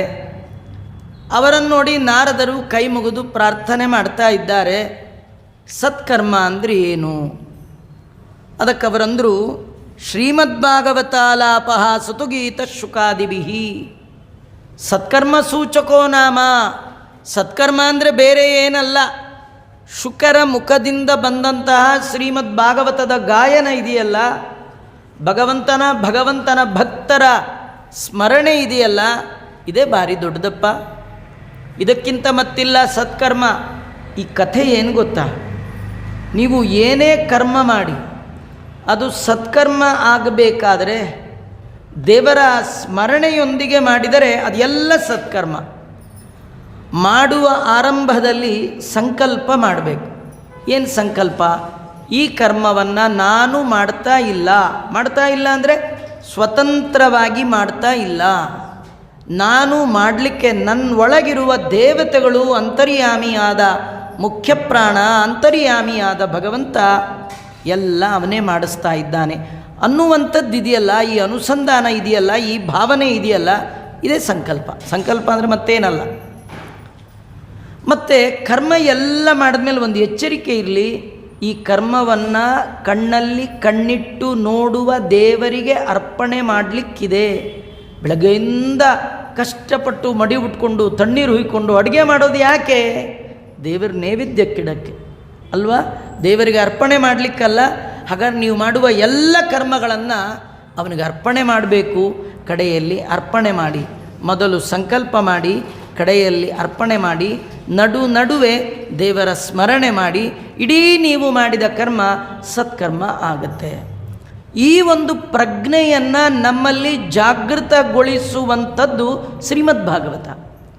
ಯಾರು ಭಾಗವತವನ್ನು ಮತ್ತೆ ಮತ್ತೆ ಕೇಳ್ತಾ ಇರ್ತಾರೆ, ಅವರಲ್ಲಿ ಈ ಒಂದು ಕ್ರಿಯಾ ಯೋಗ ಅಂದರೆ ಏನು ಮಾಡುವಾಗಲೂ ಅವ್ರಿಗೊಂದು ಎಚ್ಚರಿಕೆ ಇದೆ. ನಾ ಮಾಡ್ತಿಲ್ಲಪ್ಪ, ಒಳಗೆ ದೇವ್ರು ನಿಂತು ಮಾಡಿಸ್ತಾ ಇದ್ದಾನೆ. ಇದು ಕೃಷ್ಣಾರ್ಪಣ ಅನ್ಬೇಕಪ್ಪ, ಅವನಿಗೆ ಅರ್ಪಣೆ ಮಾಡಬೇಕಪ್ಪ. ಏನು ಮಾಡುವಾಗಲೂ ದೇವರನ್ನು ಮರೆಯೋದೇ ಇಲ್ಲ. ಈ ಯೋಗಕ್ಕಾಗಿ ಸತ್ಕರ್ಮ ಅಂತ ಕರೀತಾ ಇದ್ದಾರೆ. ಆದ್ದರಿಂದ ಈ ಭಾಗವತವನ್ನು ಹೇಳಿಸು ಅಂದಾಗ ಎಲ್ಲಿ ಯಾಕೆ ಹೋಗಲಿ ನೀವೇ ಹೇಳಿಬಿಡಿ ಅಂದರು. ಎಲ್ಲಿ ಹೇಳೋದು? ಗಂಗಾ ನದಿ ತೀರದಲ್ಲಿ ಎಂದಿದ್ದಾರೆ. ಆ ಗಂಗಾ ನದಿ ತೀರದಲ್ಲಿ ಆನಂದ ತಟಾಕದಲ್ಲಿ ಸನತ್ ಕುಮಾರರು ನಾರದರನ್ನು ಮುಂದಿಟ್ಟು ಮುಖ್ಯ ಶ್ರೋತೃವರ್ಗವನ್ನಾಗಿ ನಾರದರನ್ನು ಮಾಡಿಕೊಂಡು, ಸನತ್ ಕುಮಾರರು ಬ್ರಹ್ಮದೇವರ ಮಕ್ಕಳು ಅದ್ಭುತವಾದ ಕಂಠದಲ್ಲಿ ಭಾಗವತವನ್ನು ವರ್ಣನೆ ಮಾಡ್ತಾ ಇದ್ದಾರೆ. ತುಂಬ ಜನ ಕೂತಿದ್ದರು. ಅದರ ಮಧ್ಯದಲ್ಲಿ ಒಂದು ಹೆಣ್ಣುಮಗಳು ನರ್ತನ ಮಾಡ್ತಾ ಬಂದುಬಿಟ್ಟಿದ್ದಾಳೆ. ಎರಡು ಪುಟ್ಟ ಮುದ್ದಾದ ಕಂದಮ್ಮಗಳನ್ನು ಹಿಡ್ಕೊಂಡು ಬಂದುಬಿಟ್ಟಿದ್ದಾಳೆ. ಅವು ಕೂಡ ಅಮ್ಮನ ಒಟ್ಟಿಗೆ ತಾಳವನ್ನು ಹಾಕ್ತಾ ರಾಮ ಕೃಷ್ಣ ಮುಕುಂದ ಮುರಾರೆ ಗೋವಿಂದ ಅಚ್ಯುತ ಅನಂತ ಅಂಥೇಳಿ ಏನು ನರ್ತನ ಮಾಡ್ತಾ ಇದೆ. ಆ ಪುರಾಣ ಕೇಳೋರಿಗೆಲ್ಲ ಡಿಸ್ಟರ್ಬು. ಇವರು ಎಲ್ಲಿದ್ದರು? ಇಲ್ಲಿ ನಾವು ನೋಡಲಿಲ್ವಲ್ಲ, ಆರಂಭದಿಂದ ಕೂತಿದ್ವಿ. ಈ ಮಿಡ್ಲಲ್ಲಿ ಬಂದು ಡ್ಯಾನ್ಸ್ ಮಾಡೋರು ಯಾರು? ಮಾಡ್ತಾ ಆ ಡ್ಯಾನ್ಸ್ ಮಾಡ್ತಿರೋ ಹೆಣ್ಮಗಳು ಸೀದಾ ಬಂದು ನಾರದರಿಗೆ ನಮಸ್ಕಾರ ಮಾಡಿಬಿಟ್ಲು. ಪುರಾಣ ಕೇಳೋರಿಗೆ, ಆಚಾರ್ಯಗೆ ನಮಸ್ಕಾರ ಮಾಡೋದಂದರೆ ಬಂದವರೆಲ್ಲ ಮಾಡ್ತಿರ್ತಾರೆ, ಕೇಳೋರಿಗೆ ನಮಸ್ಕಾರ ಮಾಡಿದ್ರು ಅಂದರೆ ನೋಡೋರಿಗೆಲ್ಲ ಆಶ್ಚರ್ಯ. ನಾರದರು ಇದೇನಿದು ಮಧ್ಯದಲ್ಲಿ ಯಾರು ಬಂದಿದ್ದು ನೋಡುವಾಗ ಆ ಹೆಣ್ಮಗಳು ಹೇಳ್ತಾ ಇದ್ದಾಳೆ, ನಾರದರೆ ನನ್ನ ಪರಿಚಯ ಆಯಿತಾ? ಯಾರಮ್ಮ ನೀನು? ನಾನೇ ನಿಮಗೆ ಯಮುನಾ ನದಿ ತೀರದಲ್ಲಿ ಸಿಕ್ಕ ಭಕ್ತಿ ದೇವಿ ನಾನೇ. ನನ್ನ ಇಬ್ಬರು ಮುದಿ ಮಕ್ಕಳನ್ನು ನಿಮಗೆ ತೋರಿಸಿದೆ, ಅವರೇ ನೋಡಿ ಈ ಹುಡುಗರು ಹೇಗಾಗಿದ್ದಾರೆ ನೋಡಿ ಅಂತ ತೋರಿಸ್ತಾ ಇದ್ದ. ನಿಮಗೇನು ಆಶ್ಚರ್ಯ ಗೊತ್ತಾ? ಪುರಾಣ ಹೇಳಿದ್ದು ಗಂಗಾ ನದಿ ತೀರದಲ್ಲಿ, ಮಲಗಿದವರು ಎದ್ದದ್ದು ಯಮುನಾ ನದಿ ತೀರದಲ್ಲಿ. ಇಲ್ಲಿ ಪುರಾಣ ಹೇಳಿದ್ರೆ ಅಲ್ಲಿರೋರು ಎದ್ರಂತ ನೋಡಿ. ಎಲ್ಲೋ ಪ್ರವಚನ ಹೇಳಿದ್ದು, ಅದು ಇನ್ನೆಲ್ಲೋ ಬಾಂಬೆಲಿ ಕೇಳಿದ್ದು, ಅಲ್ಲಿಂದ ಎಲ್ಲಿ ಎದ್ದು ಇಲ್ಲಿವರೆಗೂ ಬಂದದ್ದು. ಇದು ಎಂದೋ ಅಲ್ಲ, ಇವತ್ತಿಗೂ ಕೂಡ ನಿಜವಾಗಿಯೂ ಆಶ್ಚರ್ಯ ಆಗುತ್ತೆ. ಇವತ್ತಿನ ಮಾಧ್ಯಮ ಎಷ್ಟು ದೂರದ ತನಕ ಎಲ್ಲೆಲ್ಲಿ ಜನರಿಗೆ ಭಗವದ್ಭಕ್ತಿಯನ್ನು ಮೂಡಿಸ್ತಾ ಇದೆ ಅಂದರೆ, ಇದು ನಮ್ಮ ತಾತ ನಿಮ್ಮ ತಾತನ ಕಾಲದಲ್ಲಿ ಇಷ್ಟು ಇರಲಿಲ್ಲ ರೀ. ಇವತ್ತು ಎಲ್ಲೋ ಕೂತಿರ್ತಾರೆ, ಇಲ್ಲಿಂದ ಸಾವಿರ ಕಿಲೋಮೀಟ್ರಲ್ಲಿ ಕೂತಿದ್ರೂ ಅವರಿಗೆ ಜಾಗೃತಿ ಉಂಟಾಗತ್ತೆ ಅವರಲ್ಲಿ. ಕೇಳಬೇಕಪ್ಪ, ಮಾಡಬೇಕು, ಇದೇ ಜಾಗೃತಿ. ಜ್ಞಾನ ಮತ್ತು ವೈರಾಗ್ಯ ಇದು ಉಂಟಾದರೆ ಆ ಎರಡು ಮಕ್ಕಳೆದ್ದ ಹಾಗೆ ಆ ಮಕ್ಕಳನ್ನು ತೋರಿಸಿದ್ದಾಳೆ. ನಾರದರಂತಾರೆ, ಅಮ್ಮ ಇನ್ಮೇಲೆ ಈ ಪುಟ್ಟ ಮಕ್ಕಳನ್ನು ಕರ್ಕೊಂಡು ಎಲ್ಲಂದ್ರಲ್ಲಿ ತಿರುಗೋ ಪ್ರೋಗ್ರಾಮ್ ಇಟ್ಕೋಬೇಡ, ಎಲ್ಲಂದ್ರಲ್ಲಿ ಹೋಗಬೇಡ, ನಿನಗೊಂದು ಫ್ರೀ ಕ್ವಾರ್ಟರ್ಸ್ ಅಲಾಟ್ ಮಾಡ್ತೇನೆ, ಒಳ್ಳೆ ಮನೆ ಕೊಡ್ತೇನೆ, ಎಲ್ಲ ಫರ್ನಿಷ್ಡ್, ಏನು ನೋ ಪ್ರಾಬ್ಲಮ್, ಬಾಡಿಗೆ ಇಲ್ಲ, ಟ್ಯಾಕ್ಸ್ ಇಲ್ಲ, ಯಾವುದಕ್ಕೂ ಬಿಲ್ ಇಲ್ಲ, ಏನಿಲ್ಲ, ಒಳ್ಳೆ ಮನೆ, ನೀನು ನಿನ್ನ ಮಕ್ಕಳು ಆರಾಮಾಗಿದ್ದು ಬಿಡಿ. ಹೀಗಂದ್ರೆ ಯಾರು ಬೇಡ ಅಂತಾರ್ರಿ? ಭಕ್ತಿ ದೇವಿ ಅಂದ್ಲು. ಹೇಳಿ ಎಲ್ಲಿ ಮನೆ ಎಲ್ಲಿದೆ ಹೇಳಿ. ನಾರದರಂತಾರೆ, ನೋಡು, ಇಂದಿನಿಂದ ಯಾರೆಲ್ಲ ಭಾಗವತ ಶ್ರವಣ ಮಾಡ್ತಾರೆ ಅವರ ಹೃದಯದ ಒಳಗೆ ಹೋಗಿ ನೀವು 3 ಜನ, ಆ ಹೃದಯವೇ ನಿಮ್ಮ ಮನೆ, ನೀವಲ್ಲಿ ವಾಸ ಮಾಡಿ. ಕಥೆ ಏನು ಗೊತ್ತಾ? ಯಾರು ಭಾಗವತವನ್ನು ಪ್ರೀತಿಯಿಂದ ಬಂದು ಕೂತ್ಕೋಬೇಕು, ಶ್ರದ್ಧೆಯಿಂದ ಬರಬೇಕು. ಅಯ್ಯೋ ಬರಬೇಕಲ್ಲಪ್ಪ, ಅಂತೂ ಪುರಾಣಕ್ಕೆ ಹೋಗೋ ಟೈಮ್ಗೆ ಮಳೆ ಬಂತು ನೋಡಿ, ಹಾಳಾಗಿ ಹೋಗಲಿ ಬಿಡಿ, ಬಿಟ್ಬಿಡೋಣ ಇವತ್ತು. ಯಾವ್ದು ಹಾಳಾಗಿ ಹೋಗಲಿ? ಮಳೆ ಹಾಳಾಗಿ ಹೋಗಲಿ ಅಂದರೂ ಪ್ರಾಬ್ಲಮ್ಮೇ, ಪುರಾಣ ಹೇಳಿಸೋರು ಹೋಗಲಿ ಅಂದರೂ ಅಟ್ಟೆ, ಹೇಳೋರು ಹೋಗಲಿ ಅಂದರೂ ಅಟ್ಟೆ, ಪುರಾಣವೇ ಹಾಳಾಗಿ ಹೋಗಲಿ, ಮುಗಿದೇವೆ. ಇಲ್ಲಿ ಹಾಳಾಗಿ ಹೋಗಲಿ ಯಾವುದು ಏನು ಅನ್ಬಾರ್ದು. ಮಳೆ ಬರ್ತಿದ್ರೆ ನಾವೇನು ಥಿಂಕ್ ಮಾಡಬೇಕಂದ್ರೆ, ದೇವರು ನಮ್ಮನ್ನು ಟೆಸ್ಟ್ ಮಾಡ್ತಾ ಇದ್ದಾನೆ. ಹೋಗ್ತೀಯಾ? ಹೋಗಲ್ವ? ಹೋಗಲ್ಲ ಅಂದರೆ ಫೇಲ್. ಮಳೆ ಬರಲಿ, ಬೇಕಾದ್ದು ಬರಲಿ, ಭಗವಂತನ ಕತೆಗೆ ಹೋಗ್ತೀನಿ ಅಂತ ಒಂದು ಹೆಜ್ಜೆ ಇಡಬೇಕಂತೆ, ದೇವರ ಅನುಗ್ರಹ ಮಾಡ್ತಾನೆ. ಆ ನಿಟ್ಟಿನಲ್ಲಿ ಭಕ್ತಿ, ಜ್ಞಾನ, ವೈರಾಗ್ಯವನ್ನು ಅವರನ್ನು ಮೂರನ್ನು ಅಲ್ಲಿಟ್ಟಿದ್ದಾರೆ ಅಂತ ಹೇಳ್ತಾ ಇದ್ದಾರೆ. ಇನ್ನೊಂದು ಕಥೆಯನ್ನು ಹೇಳ್ತಾರೆ. ಯಾರು ಈ ಭಾಗವತವನ್ನು ಶ್ರವಣ ಮಾಡ್ತಾರೆ ಅವರ ಪಿತೃಗಳು ಉದ್ಧಾರ ಆಗ್ತಾರೆ. ಈ ಕಾಲದಲ್ಲಿ ತಂದೆ ತಾಯಿಗಳ ಕಾರ್ಯ ಬಹಳ ಕಷ್ಟ. ಇದ್ದಾಗೂ ಏನೋ ಜಗಳ, ಇದ್ದಾಗೂ ಮನೆಯಿಂದ ಆಚೆ ಹಾಕ್ಬಿಟ್ಟಿರ್ತೀವಿ. ತಂದೆ ಕಂಡ್ರಾಗಲ್ಲ, ತಾಯಿ ಕಂಡ್ರಾಗಲ್ಲ. ಹೋಗಲಿ, ಹೋದ ಮೇಲಾರು ಮನೆಗೆ ಬರ್ತೀವಿ ಅಂದರೆ ಬೇಡ ಬೇಡ ಮಠಕ್ಕೆ ಬಂದು ಅಲ್ಲೇ ಹೋಗ್ಬಿಡಿ ಅಂತ. ಸತ್ತ ಮೇಲೂ ಬರೋ ಹಾಗಿಲ್ಲ, ಬದುಕಿದ್ದಾಗ ಇರೋ ಹಾಗಿಲ್ಲ. ಮತ್ತು ಅವರ ಅನುಗ್ರಹ ಎಲ್ಲಿಂದ ಆಗಬೇಕ್ರಿ? ಹುಟ್ಟಿದ ತಕ್ಷಣ ಅಮ್ಮ ಕೂಡ ಹಾಗೆ ಅಂದಿದ್ರೆ ನಮ್ಮನ್ನು, ನೀನು ಮನೇಲೂ ಇರಬೇಡ, ಹೊರಗೂ ಇರಬೇಡ ಅಂತ ಎಲ್ಲೋ ಹಾಕಿಬಿಟ್ಟಿದ್ರೆ ಅಮ್ಮ, ನಾವೆಲ್ಲ ಎಲ್ಲಿ ಬೆಳೀತಿದ್ವಿ? ತಂದೆಯ ಕಾರುಣ್ಯ, ಅಮ್ಮನ ಮಮಕಾರ, ಇವತ್ತು ನಾವು ಬೆಳಿಲಿಕ್ಕೆ ಕಾರಣವಾದ ಎರಡು ಭಗವದ್ ರೂಪಗಳು, ದೇವರ ಪ್ರತಿಮೆಗಳು, ಒಂದು ತಂದೆ, ಇನ್ನೊಂದು ತಾಯಿ. ಕಾಣದ ದೇವರು ತುಂಬ ಇದ್ದಾರೆ, ಕಾಣುವ ದೇವರು ಇಬ್ಬರೇ, ಒಂದು ತಂದೆ ಮತ್ತು ತಾಯಿ. ಇಂಥ ತಂದೆ ತಾಯಿಗಳಲ್ಲಿ ಏನೋ ಜನ್ಮಾಂತರದ ಪ್ರಾರಬ್ಧ ಕರ್ಮಕ್ಕೆ ಅನುಗುಣವಾಗಿ ವೈರ, ದ್ವೇಷ ಎಲ್ಲ ಮಾಡುವುದೇ. ಆದರೆ ಸತ್ತ ಮೇಲೆ ಮಾತ್ರ ಹಾಗೆ ವೈರ, ದ್ವೇಷ ಮಾಡಬಾರ್ದಂತ. ನೋಡಿ, ನೀವು ಬದುಕಿದ್ದಾಗ ನೀವೇನು ಅನ್ನ, ಊಟ, ಬಟ್ಟೆ ಕೊಡ್ದಿದ್ರು, ಯಾರೋ ಹುಟ್ಟಿಸಿದಾತ ತಾ ಹೊಣೆಗಾರನಾದ ಮೇಲೆ ಗಟ್ಟಿಯಾಗಿ ಕೊಡ್ತಾರೆ. ಯಾರೋ ಬರ್ತಾರೆ, ಏನೋ ಮಾಡ್ತಾರೆ. ಆದರೆ ಸತ್ತ ಮೇಲೆ ಮಾತ್ರ ಪ್ರಾಪರ್ ಚಾನಲಲ್ಲೇ ಹೋಗಬೇಕು. ನೀವೇ ಕೊಟ್ಟರು ಉಂಟು, ಇಲ್ಲದೇ ಇರಲಿಲ್ಲ. ದಾರಿ ಉದ್ದಕ್ಕೂ ಯಮ ಬೈತಾನೆ, ಕೆಟ್ಟ ಮಗನ ಹಡ್ದು. ದೈವ ಭಕ್ತ ಅಲ್ಲ, ದೇಶಭಕ್ತ ಅಲ್ಲ, ದೈವದ್ರೋಹಿ, ದೇಶದ್ರೋಹಿ, ಇಂಥ ಮಗನನ್ನು ಹಡ್ದಿದ್ದೀಯಾ, ಅನುಭವಿಸು ಅಂತಾನಂತ. ಕಲ್ಪಕೋಟಿ ಶತೈರಪಿ, ಕೋಟಿ ಕಲ್ಪಗಳಾದರೂ ಗತಿಸಿದ ಪಿತೃಗಳಿಗೆ ಸರಿಯಾದ ಕ್ರಮದಲ್ಲಿ ಔರ್ಧ್ವ ದೈಹಿಕ ಕ್ರಿಯೆಗಳೆಲ್ಲ ಆಗಲಿಲ್ಲ ಅಂತಾದರೆ ಅವರು ಅಂತರ್ಪಿಶಾಚಿಗಳಾಗಿ ಯಾರನ್ನೋ ವಂಶದಲ್ಲಿ ಕಾಡ್ತಾರೆ. ಅದು ಮುಂದೆ ಜಾತಕ ತೊಗೊಂಡು ಹೋದಾಗ ಪಿತೃಶಾಪ ಅಂತಾರೆ. ಇವಕ್ಕೆಲ್ಲ ಕಾರಣ ಆಗುತ್ತೆ. ಹಾಗಾಗಬಾರ್ದು ಅಂತಾದರೆ ಬದುಕಿದ್ದಾಗ ಮಾತು ಮೀರಬಾರ್ದು, ಸತ್ತ ಮೇಲೆ ತಿಥಿ ಮೀರಬಾರ್ದು. ಅವ್ರದ್ದು ಪ್ರತಿ ವರ್ಷ ಮಾಡುವ ತಿಥಿಯನ್ನು ಚೆನ್ನಾಗಿ ಶ್ರದ್ಧೆಯಿಂದ ಮಾಡಬೇಕಂತ. ಅಲ್ಲ, ಗೊತ್ತಿದ್ದರೆ ಮಾಡ್ಬೋದು. ನಮ್ಮ ವಂಶದಲ್ಲಿ ಯಾರು ಹೋಗಿದ್ದಾರೋ, ಏನು ಕಥೆಯೋ. ಯಾಕೆಂದರೆ ನಾವು ಚಿಕ್ಕವರಿದ್ದಾಗಲೇ ಮನೆ ಬಿಟ್ಟು ಬಂದುಬಿಟ್ಟಿದ್ದೀವಿ. ಸ್ವಲ್ಪ ದೊಡ್ಡವರಾದ್ಮೇಲೆ ಮನೆಗೆ ಹೋಗಿ ಪುರುಸೊತ್ತಾಗಲಿಲ್ಲ. ವಯಸ್ಸಾಗ್ಬಿಟ್ರೆ ಹೊಟ್ಟೆ ಹೋಗ್ಬಿಟ್ಟಿದ್ರು. ಇನ್ನು ಅವ್ರ ಚಿಕ್ಕಪ್ಪ ಯಾರೋ, ಅವರು ದೊಡ್ಡಪ್ಪ, ನಮ್ಗೆ ಏನು ಗೊತ್ತೇ ಇಲ್ಲ ರೀ. ಏನು ಮಾಡ್ತೀರಿ? ಅದಕ್ಕಾಗಿಯೇ ಶ್ರೀಮದ್ ಭಾಗವತದ ಶ್ರವಣ ಮಾಡಿಸ್ಬೇಕಂತ. ಅದಕ್ಕೊಂದು ಕಥೆಯನ್ನು ಹೇಳ್ತಾರೆ. ತುಂಗಭದ್ರಾ ನದಿ ತೀರದಲ್ಲಿ ಒಬ್ಬ ಬ್ರಾಹ್ಮಣ, ಆತ್ಮದೇವ, ಅವ ಹೆಂಡತಿ ದುಂದುಲಿ ಅಂತ.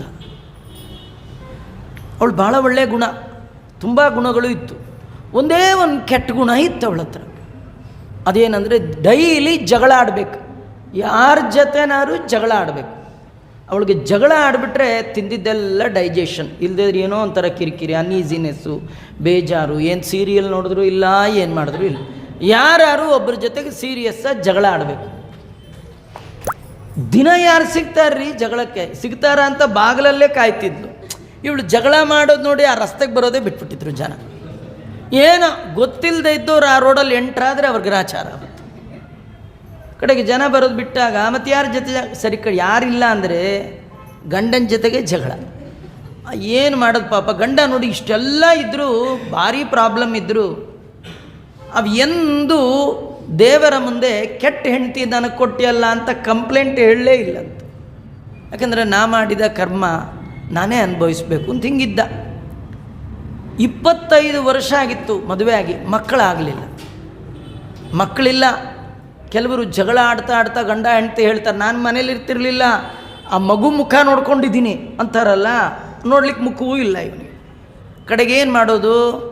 ಅದಕ್ಕೆ ಬೇಡ ಬೇಡ ಮನೆ ಬಿಟ್ಟು ಹೋಗೋಣ ಅಂತ ಹೋಗೇ ಬಿಟ್ಟ. ಮನೆ ಬಿಟ್ಟೇ ಹೋಗ್ಬಿಟ್ಟ. ಹೆಂಡತಿ ಒಳ್ಳೇದೇ ಆಯಿತು ಅಂದ್ಲು, ಇದ್ರ ಕಿರಿಕಿರಿ ಅಂತ. ಇವು ಹೋದ, ಎಲ್ಲೋ ಒಂದು ಮರದ ಕೆಳಗೆ ಮಲಗಿದ್ದ, ಎಚ್ಚರ ಆದ ಕಣ್ಣು ಬಿಟ್ಟ. ಎದುರುಗಡೆಯಿಂದ ಒಬ್ಬ ಸನ್ಯಾಸಿಗಳು ಬರ್ತಿದ್ರು. ಅವರ ಕಾಲಿಗೆ ಬಿದ್ದು ಕೇಳ್ದ, ಸ್ವಾಮಿ ನಂದು ಪರಿಸ್ಥಿತಿ ಹೀಗಾಗಿದೆ, ನನಗೇನಾದರೂ ಮಾಡಿ ತಾವು ಅನುಗ್ರಹ ಮಾಡಬೇಕು, ನನ್ನ ಹಣೆ ಬರ ಏನು ಸ್ವಲ್ಪ ಓದಿ. ಅದಕ್ಕೆ ಅವರಂದರು, ನೀನು ಯಾಕೆ ಮಕ್ಕಳ ಚಿಂತೆ ಮಾಡ್ತೀಯ, ಬಿಟ್ಟುಬಿಡು, ಚಿಂತೆನ ಬಿಟ್ಟುಬಿಡು. ಯಾಕೆಂದರೆ ನಿನಗೆ ಈ ಜನ್ಮದಲ್ಲಿ ಮಕ್ಕಳು ಇಲ್ಲ, ಇಷ್ಟೇ ಅಲ್ಲ, ಇದೇ ಥರ ಇನ್ನು 6 ಜನ್ಮ ನೀ ಕಳಿಬೇಕಿದೆ, ನಿಮಗೆ 7 ಜನ್ಮಕ್ಕೆ ಸಂತಾನ ಭಾಗ್ಯ ಇಲ್ಲ ಅಂದರೆ. ಇವನಂದ, ಯಾಕಾರೂ ನಿಮಗೆ ಜಾತಕ ತೋರಿಸಿದ್ನೋ ಅಂದ. ಸುಮ್ಮನಿದ್ದಿದ್ರೆ ಚೆನ್ನಾಗಿರ್ತಿತ್ತು, ನಾನು ಜಾತಕ ತೋರಿಸಿದ್ದೇ ಬಂತಲ್ಲ. ಕೆಲವರು ತೋರಿಸಿದ್ದಿನವೇ ಶನಿ ಚೇಂಜ್ ಆಗಿರ್ತಾನೆ. ಇವತ್ತು ಬಂದ್ರೆ ಬನ್ನಿ, ಇವತ್ತೇ ನಿಮಗೆ 7:30 ಶುರು ಅಂತ. ಇದೆಲ್ಲ ಆಗತ್ರಿ ಜೀವನದಲ್ಲಿ. ಈ ಸುಮ್ಮನೆ ಡಾಕ್ಟ್ರ್ ಹತ್ರ ಟೆಸ್ಟಿಗೆ ಹೋಗಬಾರ್ದು, ಸುಮ್ಮನೆ ಹೋಗ್ಬಾರ್ದು.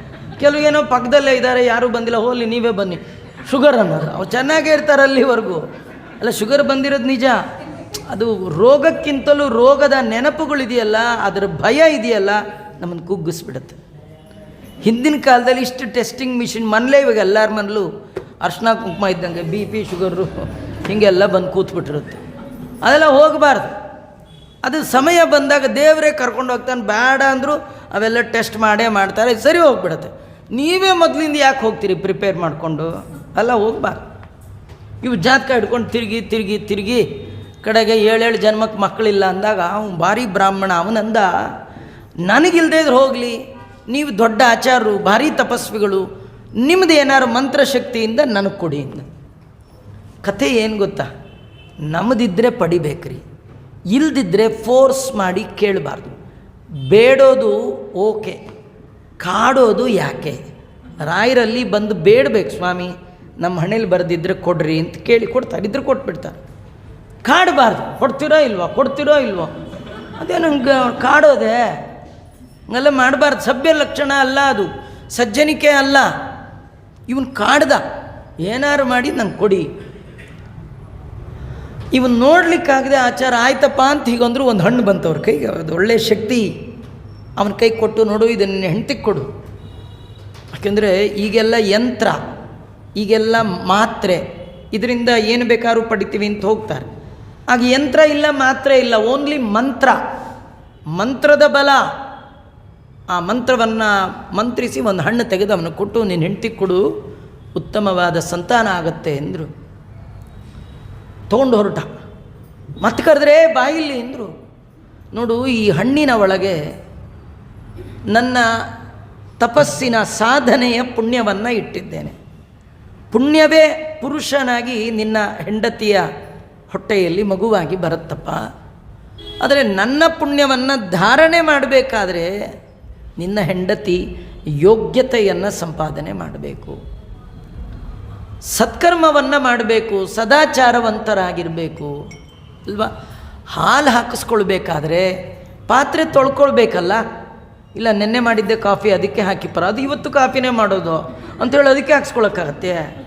ಹಾಕಿಸ್ಕೋಬಾರ್ದು. ಪಾತ್ರೆ ಕ್ಲೀನ್ ಆಗಬೇಕು. ಹಾಗೆ ಈ ಪಾತ್ರೆ ಕ್ಲೀನ್ ಆದರೆ ಮಾತ್ರ ಸತ್ಪಾತ್ರರು ಇಲ್ಲಿ ಬರ್ತಾರೆ. ದೈವ ಭಕ್ತರು, ದೇಶಭಕ್ತರು ಈ ದೇಹದ ಒಳಗೆ ಬರಬೇಕಾದರೆ ಈ ಪಾತ್ರೆ ಇನ್ನರ್ ಕ್ಲೀನ್ ಆಗಬೇಕು ಅಲ್ವಾ? ಕೊಳ, ಸರೋವರ ಸ್ವಚ್ಛವಾಗಿದ್ದರೆ ಬಿಳಿ ಹಂಸಗಳು ವಿಹಾರ ಮಾಡುತ್ತೆ. ಅದೇ ಕೊಳ ಕೊಚ್ಚೆ ಇದ್ದರೆ ಹಂದಿ, ಎಮ್ಮೆ ಇಂಥವು ಬರುತ್ತೆ. ಒಳ್ಳೇದು ಬೇಕಾ? ಹಾಗಾದ್ರೆ ಸ್ವಚ್ಛ. ಅದು ಬ್ರಾಹ್ಮಣ ಕೇಳಿದ, ಸ್ವಚ್ಛ ಅಂದರೆ ಏನು ಮಾಡಬೇಕು? ಏನಿಲ್ಲ, ಸುಳ್ಳು ಹೇಳಬಾರ್ದು ಅಂದ್ಬಿಟ್ಟು. ಅವನು ಅಂದ್ಕೊಂಡು ಅದೇ ದೊಡ್ಡ ದಿನ ಬೆಳಗಾದ್ರೆ 1,000 2,000 ಹೇಳ್ಕೊಂಡು ತಿರುಗ್ತಿರ್ತೀವಿ. ಹೇಳಬೇಡ ಅಂದರೆ ಹೇಗೆ ಸಾಧ್ಯ ರೀ? ಉಸಿರಾಡಬೇಡ ಅಂದರೂ ಬೇಕಾದ್ರೆ ಹೆಂಗೋ ಅಡ್ಜಸ್ಟ್ ಮಾಡ್ಕೋಬೋದು. ಸುಳ್ಳು ಹೇಳದೆ ಇರೋದು ಹೆಂಗೆ ರೀ? ಸಾಧ್ಯವೇ ಇಲ್ಲ. ಆಮೇಲೆ ಒಪ್ಪತ್ತು ಊಟ ಮಾಡಬೇಕು. ಹೀಗೆಲ್ಲ ಒಂದು 4-5 ನಿಯಮಗಳನ್ನು ಹೇಳಿದ್ರು. ಈ ಬ್ರಾಹ್ಮಣಂಗೆ ಎಲ್ಲ ಓಕೆ, ಯಾಕೆಂದರೆ ಅವ್ನು ಡೈಲಿ ಮಾಡ್ತಿದ್ದ. ಸರಿ, ಮನೆಗೆ ಹೋದ, ಕೈಯಲ್ಲಿ ಹಣ್ಣು ತಂದ, ಅವು ಹೆಂಡ್ತಿ ನೋಡಿದ್ಲು, ಹೋಗಿದ್ರಿ ಮತ್ತೆ ಯಾಕೆ ಬಂದ್ರಿ ಅಂತ ಮನಸ್ಸಿನಲ್ಲಿ ಅಂದ್ಕೊಂಡ್ಲು. ಆ ಹಣ್ಣು ಕೊಟ್ಟ, ನೋಡಿ ತಿನ್ನು, ನಿನಗೆ ಮಗು ಆಗತ್ತೆ. ಮತ್ತೆ ಹಣೆ ಚಚ್ಕೊಂಡ್ಲು. ನನ್ನ ಪಾಡಿಗೆ ನಾ ಒಂಟಿ ಚೆನ್ನಾಗಿದ್ದೆ, ಇದೇನೋ ಹಣ್ಣು ತಿನ್ಬೇಕಂತ ಎಂಥ ಪ್ರಾಬ್ಲಮ್ ಬಂತಿದ್ದು ನನಗೆ, ಹೀಗೆ ಅಂದ್ಕೊಂಡ್ಲು. ಅದಕ್ಕೆ ಸರಿಯಾಗಿ ಅವಳ ಮನೆಗೆ ಅವಳ ತಂಗಿ ದುಂದುಲಿಯ ಸಹೋದರಿ ಅವಳು ಬಂದಿದ್ದಾಳು. ಅವಳದೇನು ವಿಶೇಷ ಅಂದರೆ ಅವಳಿಗೆ ಬೇಡ ಬೇಡ ಅಂದರೂ ಮನೆ ತುಂಬ ಮಕ್ಕಳು, ಕಿಟಕಿಲೆರಡು, ಪಕ್ಕದಲ್ಲೆರಡು, ತಾತನ ಮನೇಲೆರಡು. ಹಿಂದೆಲ್ಲ ಹಾಗೆ ರೀ, ಎಲ್ಲ ಮನೆಯೊಳಗೆ ಇರ್ತಿರ್ಲಿಲ್ಲ. ತಾತನ ಮನೇಲಿ 4 ಜನ, ಚಿಕ್ಕಪ್ಪನ ಮನೇಲಿ 3 ಜನ, ಹಿಂದಿನ ಮನೇಲಿ 2. ಈಗೆಲ್ಲ ಆನ್ಲೈನು ಆಫ್ಲೈನಲ್ಲಿ 2 ಮಕ್ಕಳು, ಹೀಗೆಲ್ಲ ಗೊತ್ತಾಗಲ್ಲ ರೀ. ಭಾರಿ ಮಕ್ಕಳು. ಅವಳು ಮುಂದೆ ಈ ಅಕ್ಕ ಹೇಳಿದ್ಲು, ನೋಡು ನಿಂಗೆ ಬೇಡ ಬೇಡ ಅಂದರೂ ಮಕ್ಕಳು, ನನಗೆ ಬೇಕಂದ್ರೂ ಒಂದು ಹುಳ ಕೂಡ ಹುಟ್ಟಲಿಲ್ಲ. ನಿಮ್ಮ ಭಾವ ಹೋಗಿ ಎಲ್ಲೋ ಹಣ್ಣು ತೊಗೊಂಡು ಬಂದಿದ್ದಾರೆ, ತಿಂದ್ರೆ ಮಕ್ಕಳಾಗತ್ತಂತೆ, ಏನು ಮಾಡಲಿ ಅಂತ. ಆಗ ಆ ತಂಗಿ ಹೇಳಿದ್ಲು, ಒಂದು ಕೆಲಸ ಮಾಡು, ಒಂದು ಉಪಾಯ ಮಾಡೋಣ. ನಂಗೆ ಬೇಡ ಅಂದರೂ ಮಕ್ಕಳು, ಈಗ ಹೊಟ್ಟೆಲಿ ಬೇರೆ ಇದೆ, 1 2 ಗೊತ್ತಿಲ್ಲ, ಅದು ಹುಟ್ಟಿದ್ರೆ ಅದನ್ನು ನಿನಗೆ ಕೊಟ್ಬಿಡ್ತೀನಿ. ನೀನು ಒಂದಷ್ಟು ದಿವಸ ನಾಟಕ ಆಡಿಬಿಡು ಗರ್ಭಿಣಿ ಅಂತ, ನಿಮ್ಮ ಯಜಮಾನ್ರಿಗೆ ಏನು ಗೊತ್ತಾಗಲ್ಲ ಅಂತ. ಆಯಿತು ಅಂತಂದ್ಲು. ಹಾಗೆ ನಾಟಕ ಮಾಡಿದ್ಲು. ಆಮೇಲೆ ಈ ಹಣ್ಣು ಅಲ್ಲೇ ಇತ್ತಲ್ಲ, ತಂಗಿನ ಕೇಳಿದ್ಲು, ಈ ಹಣ್ಣು ಏನು ಮಾಡೋಣ ಅಂತ. ಅಯ್ಯೋ, ಬ್ರಾಹ್ಮಣರು ಋಷಿಗಳು ಅವರೆಲ್ಲ ಕೊಟ್ಟ ಹಣ್ಣೆಲ್ಲ ಏನು ಮಕ್ಕಳಾಗುತ್ತೆ, ಹಣ್ಣು ತಿಂದರೆ ಮಕ್ಕಳು, ಅದು ಯಾರು ಹೇಳಿದ್ದು? ಎಲ್ಲ ಏನಾಗಲ್ಲ, ಬೇಕಾದ್ರೆ ಟೆಸ್ಟ್ ಮಾಡು ಅಂತ. ಏನು ಮಾಡೋದು? ಮನೇಲಿ ಕೊಟ್ಟಿಗೆಯಲ್ಲಿ ದನ ಇತ್ತು, ನಿಂತ ಕಡೆಯಿಂದಲೇ ಎಸ್ತು ಬಿಟ್ಲ ಅದನ್ನು. ಆ ದನ ಪಾಪ ಕಾಯ್ಕೊಂಡಿತ್ತು, ತಿಂದೇ ಬಿಡ್ತು. ಕಡೆಗೆ 9 ಮಾಸ ಕಳೆದ ಮೇಲೆ ದುಂದುಲಿಯ ತಂಗಿ ಒಂದು ಗಂಡು ಕೂಸನ್ನು ಹಡಿದ್ಲು, ಅಕ್ಕನಿಗೆ ಕೊಟ್ಟಳು. ಅಕ್ಕ ಭಾವನಿಗೆ ಹೇಳಿದ್ಲು, ಭಾವ ಊರಿಗೆಲ್ಲ ಹೇಳ್ದ, ಲಾಡು ಅಡುಗೆ ಮಾಡಿಸ್ದ, ನಾಮಕರಣ ಫಂಕ್ಷನ್ ಮಾಡ್ದ, ದುಂದುಕಾರಿ ಅಂತ ಹೆಸರಿಟ್ಟ. ಆ ಮಗು ಹುಟ್ಟಿ 3 ತಿಂಗಳಲ್ಲಿ ಕೊಟ್ಟಿಗೆಯ ದನ ಕೂಡ ಕರು ಹಾಕುವ ಬದಲು ಒಂದು ಗಂಡು ಕೂಸನ್ನೇ ಹಡಿದು ಬಿಡ್ತು. ಇದರಲ್ಲಿ ಏನು ವಿಚಿತ್ರ ಅಂದರೆ, ತಿಂದ ಹಣ್ಣಿನ ಒಳಗೆ ಆ ಉತ್ತಮರಾದವರ ಪುಣ್ಯ ಇತ್ತು ನೋಡಿ, ಅದು ಚೇಂಜ್ ಆಗಲಿಲ್ಲ, ಅದು ಏನೂ ಆಗಲಿಲ್ಲ, ಕರಗಲಿಲ್ಲ. ತಿಂದ ಅನ್ನ, ಹೆಣ್ಣು ಮಕ್ಕಳು ಅನ್ನ ತಿಂದರೆ ಗಂಡಸಿರಲಿ ಹೆಣ್ಣಸಿರಲಿ ಊಟ ಮಾಡಿದ್ದೆಲ್ಲ ಕರಗತ್ತೆ, ಹೊಟ್ಟೆ ಒಳಗಿರೋ ಪಿಂಡ ಜೊತೆಗಿದ್ರೂ ಕರಗಲ್ಲ. ಹಾಗೆ ದೇವರಿಟ್ಟಿರ್ತಾನೆ. ಅದು ಕೂಡ ಹುರುಳಿಕಾಯಿ ಜೊತೆ ಕರಗೋಗ್ಬಿಟ್ಟಿದ್ರೆ ಏನು ಮಾಡಬೇಕು? ಕರಗಲ್ಲ, ಅದು ದೇವರು ಹಾಗಿಡ್ತಾನೆ. ಸಜ್ಜನರ ಮಾತು ಎಂದೂ ಹಾಳಾಗಲ್ಲ. ಹಸು ತಿಂದರೂ ಅಷ್ಟೇ, ಯಾರು ತಿಂದರೂ ಅಷ್ಟೇ, ಹೊಟ್ಟೆೊಳಗೆ ಹಾಗೆ ಉಳ್ಕೊಂಡಿತ್ತು. ಆ ಮಗು ಬಂಗಾರದ ಮೈ ಬಣ್ಣ ಅಂತ. ಹಸುವಿನ ಹೊಟ್ಟೆಯಲ್ಲಿ ಹುಟ್ಟಿದ್ದು ಬಂಗಾರದ ಮೈ ಬಣ್ಣ. ಅವನ ಕಿವಿ ಮಾತ್ರ ಗೋವಿನ ಥರ ಇತ್ತು, ಮಿಕ್ಕಿದ್ದೆಲ್ಲ ಬಂಗಾರದ ಮೈ ಬಣ್ಣ, ತುಂಬ ಸುಂದರಾಂಗ. ಆ ಬ್ರಾಹ್ಮಣ ನೋಡು, 1 ಮಕ್ಕಳಿಲ್ಲ ಅಂತಿದ್ದೆ, ಮನೆಯಲ್ಲಿ ಹಸು ಕೂಡ ಮಕ್ಕಳಾಗೋಗಾಯಿತು, ಬ್ರಾಹ್ಮಣರ ಆಶೀರ್ವಾದ ಅಂದ್ಕೊಂಡ. ಆ ಮಗುವಿಗೂ ತನ್ನ ಮನೆಯಲ್ಲಿ ಹುಟ್ಟಿದ ಕಾರಣ ತಾನೇ ನಾಮಕರಣದ ಸಂಸ್ಕಾರವನ್ನು ಮಾಡಿ ಗೋಕರ್ಣ ಅಂತ ಹೆಸರಿಟ್ಟ. ಮೊದಲನೆಯವ ದುಂದುಕಾರಿ, 2ನೇಯವ ಗೋಕರ್ಣ. 3 ತಿಂಗಳ ವ್ಯತ್ಯಾಸ. ಮಕ್ಕಳು ಕಣ್ಮುಂದೆ ಬೆಳೆಯೋದು ಗೊತ್ತೇ ಆಗಲ್ಲ, ಬಹಳ ಎತ್ತರಕ್ಕೆ ಬೆಳೆದು ಬಿಟ್ಟಿದ್ದಾರೆ. ಆದರೆ ಒಂದೇ ಮನೆಯಲ್ಲಿ ಬೆಳೆದರೂ ಕೂಡ ಮಕ್ಕಳ ಸ್ವಭಾವ ಮಾತ್ರ ತುಂಬ ವಿರುದ್ಧ. ದೊಡ್ಡ ಮಗ ಮಹಾ ಅಯೋಗ್ಯ, ಅವನಷ್ಟು ಅಯೋಗ್ಯ ಹುಡುಕಿದ್ರೂ ಸಿಗಲ್ಲ. ಚಿಕ್ಕ ಮಗ ಗೋಕರ್ಣೋ ಪಂಡಿತ ಜ್ಞಾನಿ, ದೊಡ್ಡ ಪಂಡಿತ. ಅವನು 18 ವಯಸ್ಸಿಗೆ ಇದ್ದು ಬದ್ದ ಪುಸ್ತಕ ಎಲ್ಲ ಓದಿ ಆಗೋಯ್ತು. ಇನ್ನು ಯಾರು ಹೊಸದಾಗಿ ಪುಸ್ತಕ ಬರೀಬೇಕಷ್ಟೇ, ಓದಬೇಕಂದ್ರೆ ಅಷ್ಟು ಜ್ಞಾನಿ. ಈ ದುಂದುಕಾರಿ ಮಹಾನ್ ಕಲಹ, ಮಹಾ ಅಯೋಗ್ಯ. ಅವನು ಏನೇನು ವಿದ್ಯೆ ಬರಬಾರ್ದು ಸಹವಾಸಿ ಎಲ್ಲ ಬಂದ್ಬಿಟ್ಟಿತ್ತು. ಕಳ್ತನ, ಚೌರ್ಯ ಎಲ್ಲ ಮಾಡ್ತಿದ್ದ. ಕೆಟ್ಟ ಸ್ತ್ರೀಯರ ಸಹವಾಸ. ಅವನಿಗಿದಕ್ಕೆಲ್ಲ ಖರ್ಚಿಗೆ ದುಡ್ಡು ಬೇಕಾದಾಗೆಲ್ಲ ಅಪ್ಪನ ಪೀಡಿಸ್ತಿದ್ದ. ಅಪ್ಪ ಕೊಟ್ಟ ಕೊಟ್ಟ ಕೊಟ್ಟ ಕೊಟ್ಟ ಎಷ್ಟು ಸತಿ ಕೊಡ್ತಾರ್ರೀ, ಇನ್ಕಮ್ಮೇ ಇಲ್ಲ, ಬರೀ ಹೊರಗೆ ಹೋಗೋದೆ. ಒಂದಿನ ಅಪ್ಪಂಗೆ ಸಿಟ್ಟು ಬಂದ, ಅಂದ, ನಿಂಗೆ ದುಡ್ಡು ಕೊಡೋಕೆ ನನ್ನ ಕೈಯಲ್ಲಿ ಸಾಧ್ಯ ಇಲ್ಲ ಅಂದ. ಮಗ ಅಷ್ಟೊತ್ತಿಗೆ ಭಾಳ ಬೆಳೆದಿದ್ದ, ತೆಗೆದ ಅಪ್ಪನ ಕೆನ್ನೆಗೆ ಒಂದು ಕೊಟ್ಟ. ನಿಮಗೆ ಆಶ್ಚರ್ಯ, ಭಾಗವತದಲ್ಲಿ ಎಂಥ ಕತೆ ಹೇಳ್ತಾರೆ ಅಂದರೆ, ಮಗ ಅಪ್ಪನಿಗೆ ಹೊಡೆದ ಕತೆ ಏನು ಗೊತ್ತಾ? ಇದು ಬೇಡದೆ ಕಾಡಿದ್ದರ ಪ್ರಭಾವ. ದೇವರು ಯಾಕೆ ನಮಗೆ ಕೊಟ್ಟಿಲ್ಲ ಅಂದರೆ, ಇಂಥ ಪರಿಸ್ಥಿತಿ ಮುಂದೆ ಬರಬಾರ್ದು ಅಂತ ಕೊಟ್ಟಿರೋಲ್ಲ. ಇವನಿಗೆ ಗೊತ್ತಿಲ್ಲ, ಕಾಡಿ ಪಡೆದ, ಸರಿಯಾಗಿ ಹೊಡೆದ, ಕಡೆಗೆ ಹೊಡೆದು ಹೊಟ್ಟೋದ. ಚಿಕ್ಕ ಮಗ ಬಂದಾಗ ಅಪ್ಪ ಹೇಳಿದ, ನಿಮ್ಮಣ್ಣ ನನ್ನ ಹೊಡೆದ. ಚಿಕ್ಕ ಮಗ ಅಂದ, ಅಲ್ಲ ಹೊಡೆದ ಮೇಲೂ ಕೂಡ ಅವನನ್ನು ಮಗ ಅಂತೀಯಲ್ಲ, ನಿಂಗೆ ಬುದ್ಧಿ ಇದೆಯಾ? ಎಲ್ಲಿ ಮಗ? ಯಾವ ಜನ್ಮದ ಮಗ? ಹಿಂದಿನ ಜನ್ಮಕ್ಕೆ ಇವನೇನಾ, ಮುಂದಿನ ಜನ್ಮಕ್ಕೆ ಇವನೇನಾ? ಧರ್ಮಂ ಭಜಸ್ವ ಸತತಂ ತ್ಯಜ ಲೋಕಧರ್ಮಾನ್. ಲೋಕಧರ್ಮವನ್ನು ಬಿಡು. ಅರ್ಥ ಏನು ಗೊತ್ತಾ? ಲೋಕವಾರ್ತೆ ಬಿಡು, ಲೋಕೈಕನಾಥನ ವಾರ್ತೆ ಕೇಳು. ತದಲಂಬಹು ಲೋಕ ವಿಚಿಂತನಯ ಪ್ರವಣಂ ಕುರು ಮಾನಸ ಈಶ ಪದೇ. ಮಗನ ಮಾತು ಕೇಳಿ ತಂದೆಯಾದ ಗೋಕರ್ಣ, ತಂದೆಯಾದ ಆತ್ಮದೇವ ಮನೆ ಬಿಟ್ಟು ಕಾಡು ಪಾಲಾದ. ಕಾಡಿಗೆ ಹೋಗಿ ದಶಮಸ್ಕಂದ ಭಾಗವತ ಪಾರಾಯಣ ಮಾಡಿ ಆ ಭಾಗವತ ಪ್ರತಿಪಾದ್ಯನಾದ ಕೃಷ್ಣನನ್ನೇ ಹೊಂದಿಬಿಟ್ಟ ಅಂತ ಅವನ ಕಥೆಯನ್ನು ಹೇಳ್ತಾರೆ. ಅಪ್ಪ ಹೋದ ಮೇಲೆ ಮಗನಿಗೆ ಭಾರಿ ಖುಷಿ. ಅಮ್ಮನ ಕೇಳಿದ ದುಡ್ಡಲ್ಲಿಂದ ಅವಳು ಥರ ನಡುಗೆ ಹೋಗ್ಬಿಟ್ಲು. ಅಪ್ಪನಿಗೆ ಬಾರಿಸಿದವನು ನನಗೆ ಬಿಡ್ತಾನ? ಇಲ್ಲ ಅಂದ್ಲು ದುಡ್ಡು. ಇವು ಹೊಡಿಲಿಲ್ಲ, ಕುತ್ತಿಗೆ ಕೈ ಹಾಕಿ ಆಚೆಗೆ ದಬ್ಬಿಟ್ಟ. ಅವಳು ಎಲ್ಲೋ ಒಂದು ಕಾಳಗಿಚ್ಚಿನ ಬೆಂಕಿಯಲ್ಲಿ ಸಿಕ್ಕು ಅವಳು ಸತ್ಲು. ಅಪ್ಪ ಅಮ್ಮ ಇಬ್ಬರೂ ಹೋದ ಮೇಲೆ ಸತ್ತವರಿಗೆ ಸದ್ಗತಿಯನ್ನು ಕೊಡಿಸೋಣ ಅಂತ ಚಿಕ್ಕ ಮಗ ಸದ್ಬುದ್ಧಿಯಿಂದ ಎಲ್ಲ ತೀರ್ಥಗಳಲ್ಲಿ ಸಂಚಾರ ಮಾಡ್ತಾ ತೀರ್ಥರೂಪರ ಸತ್ಕರ್ಮವನ್ನು, ಕ್ರಿಯಾ ವಿಶೇಷವನ್ನು ಮಾಡ್ತಾ ಹೊರಟ. ಗಯಾಗೆ ಬಂದ. ಯಾರೋ ಹೇಳಿದ್ರು ನಿಮ್ಮಣ್ಣು ಸತ್ತ ಅಂತ. ಹಾಗಾದ್ರೆ ಅವನಿಗೂ ಶ್ರಾದ್ದ ಮಾಡೋಣ ಅಂತ. ಯಾಕೆಂದರೆ ಈ ಅಣ್ಣ ಮನೆಯಲ್ಲಿ ತಮ್ಮ ಇಲ್ಲ, ಅಪ್ಪ ಅಮ್ಮ ಇಲ್ಲ, ಒಬ್ಬನೇ ಇಡೀ ತನ್ನ ಮನೆಯನ್ನು ಹಾಳು ಕೊಂಪೆಯನ್ನಾಗಿಸ್ಬಿಟ್ಟ. ಯಾಕಂದರೆ ಯಾವ ಮನೆಯಲ್ಲಿ ಪಾಠ ಪ್ರವಚನ, ಹೋಮ ಹವನ, ಅಧ್ಯಯನ, ಅಧ್ಯಾಪನ ಮನೆಯಲ್ಲ ಮಂದಿರದಂತಿತ್ತೋ ಆ ಮನೆಯನ್ನು ವೇಶ್ಯಾವಾಟಿಕೆಯ ಗೃಹವನ್ನಾಗಿ ಮಾಡಿಬಿಟ್ಟ. ಜೂಜುಕೋರರ ಅಡ್ಡೆಯನ್ನಾಗಿ ಮಾಡಿಬಿಟ್ಟ. ಅಲ್ಲಿರುವ ಹೆಣ್ಣು ಮಕ್ಕಳೆಲ್ಲ ಹೇಳಿದ್ರು, ನೀ ತರೋ ದುಡ್ಡಿಗೆ ನಿನ್ನ ಬಳಿ ಇರಲಿಕ್ಕೆ ನಮಗೆ ಸಾಧ್ಯ ಇಲ್ಲ, ಹೆಚ್ಚು ಹಣ ಬೇಕು. ಅವರು ಮಾತು ಕೇಳಿ ಕಳ್ತನ ಶುರು ಮಾಡ್ದ. ಸಣ್ಣ ಕಳ್ಳತನ ಶುರುವಾಗಿ ದೊಡ್ಡ ಕಳ್ಳತನ. ಕಳ್ಳ ರಾಜನ ಮನೆಗೆ ಹೋದ. ಬೇಕಾದಷ್ಟು ಸಂಪತ್ತು ಕದ್ದು ಆ ಹೆಣ್ಣು ಮಕ್ಕಳ ಮುಂದೆ ಹಾಕಿದ. ಅವರೆಲ್ಲ ರಾತ್ರಿ ಹಂಚಿಕೊಂಡ್ರು. ಕಡೆಗೆ ಹಂಚ್ಕೊಂಡ ಮೇಲೆ ಯೋಚನೆ ಮಾಡಿದ್ರು, ಚೂರು ಕಳ್ಕೊಂಡವ್ರು ಬಿಡ್ತಾರೆ, ಪೂರಾ ಕಳ್ಕೊಂಡವ್ರು ಫಾಲೋ ಅಪ್ ಮಾಡೇ ಮಾಡ್ತಾರೆ. ಭೂಮಿ ಗುಂಡ್ಗಿದೆ, ಇವತ್ತಲ್ಲ ನಾಳೆ ಇವನು ಸಿಗ್ತಾನೆ. ಸಿಕ್ಕರ ಕಡೆಗೆ ಯಾರನ್ನು ತೋರಿಸ್ತಾನೆ? ನಮ್ಮನ್ನೇ. ಇವನು ಇದ್ರಲ್ವಾ ಅಂಥೇಳಿ ಅವನನ್ನೇ ಇಂದಿರಾರಮಣ ಗೋವಿಂದ ಗೋವಿಂದ ಮಾಡಿಬಿಟ್ರು. ಮನೆ ಹಿಂದೆ ಹೂತಾಕ್ಬಿಟ್ರು. ಪಕ್ಕದ ಮನೆಯವ್ರು ಕೇಳಿದ್ರು, ಎಲ್ರಿ ನಿಮ್ಮ ಯಜಮಾನರು? ಫಾರಿನ್ಗೆ ಹೋಗಿದ್ದಾರೆ ಅಂತಂದರು. ಯಾವ ಫಾರಿನ್ನು? ಮರಳಿ ಬಾರದ ಲೋಕ. ಇಂದಿರಾರಮಣ ಗೋವಿಂದ ಲೋಕಕ್ಕೆ ಹೋದರು ಅಂದರು. ಸರಿ, ಅದು ಹಾಗೆ ಕಳೆದು ಹೋಯಿತು. ಇವನು ಮಾಡಬಾರ್ದ ಕೆಟ್ಟ ಕರ್ಮ ಮಾಡಿದ್ದ ಕಾರಣ ಬ್ರಹ್ಮ ಪಿಶಾಚಿಯಾಗಿ ಹುಟ್ಟುಬಿಟ್ಟು. ತಮ್ಮ ಎಲ್ಲರಿಗೆ ಪಿಂಡ ಪ್ರದಾನವನ್ನು ಗಯಾ ಒಳಗೆ ಮಾಡಿ ಪಿತೃಗಳಿಗೆ ಸದ್ಗತಿಯನ್ನು ಪ್ರಾರ್ಥನೆ ಮಾಡಿ ತಂದೆ ತಾಯಿಗಳು ವಾಸ ಮಾಡಿದ ಜಾಗಕ್ಕೆ ಬಂದಿದ್ದಾನೆ. ಅಲ್ಲೇ ಪಿತೃಗಳ ದೊಡ್ಡವರ ಮನೆ ಅಂತ ಅಲ್ಲೇ ಇದ್ದ. ಆದರೆ ಮನೆಯಲ್ಲಿ ಕೆಲವು ಕಾಲ ಆದಮೇಲೆ ಅಶಾಂತಿ, ನೆಮ್ಮದಿ ಇಲ್ಲ, ಏನೋ ಒಂದು ಕಿರಿಕಿರಿ.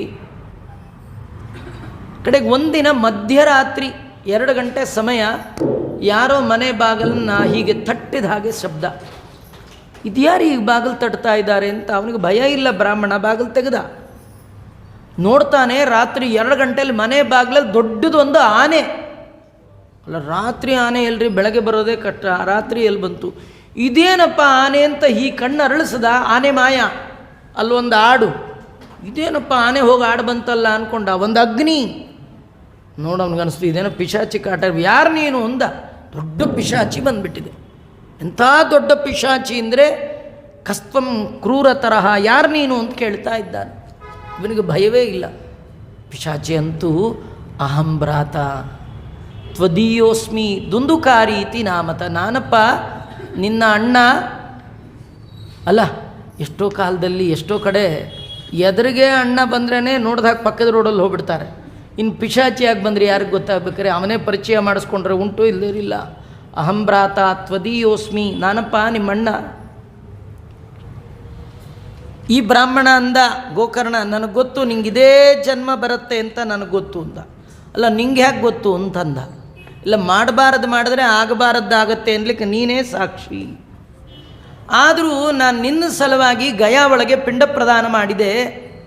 ಪಿಂಡ ಪ್ರದಾನ ಮಾಡಿದ ಮೇಲೆ ಗಯಾವಾಡ್ರೆಲ್ಲ ನಿಮ್ಮಪ್ಪ ಎಲ್ಲರೂ ಕೂಡ ನಿಮ್ಮ ಪಿತೃಗಳೆಲ್ಲ ಮೋಕ್ಷಕ್ಕೆ ಹೋದರು ಅಂತಂದರು.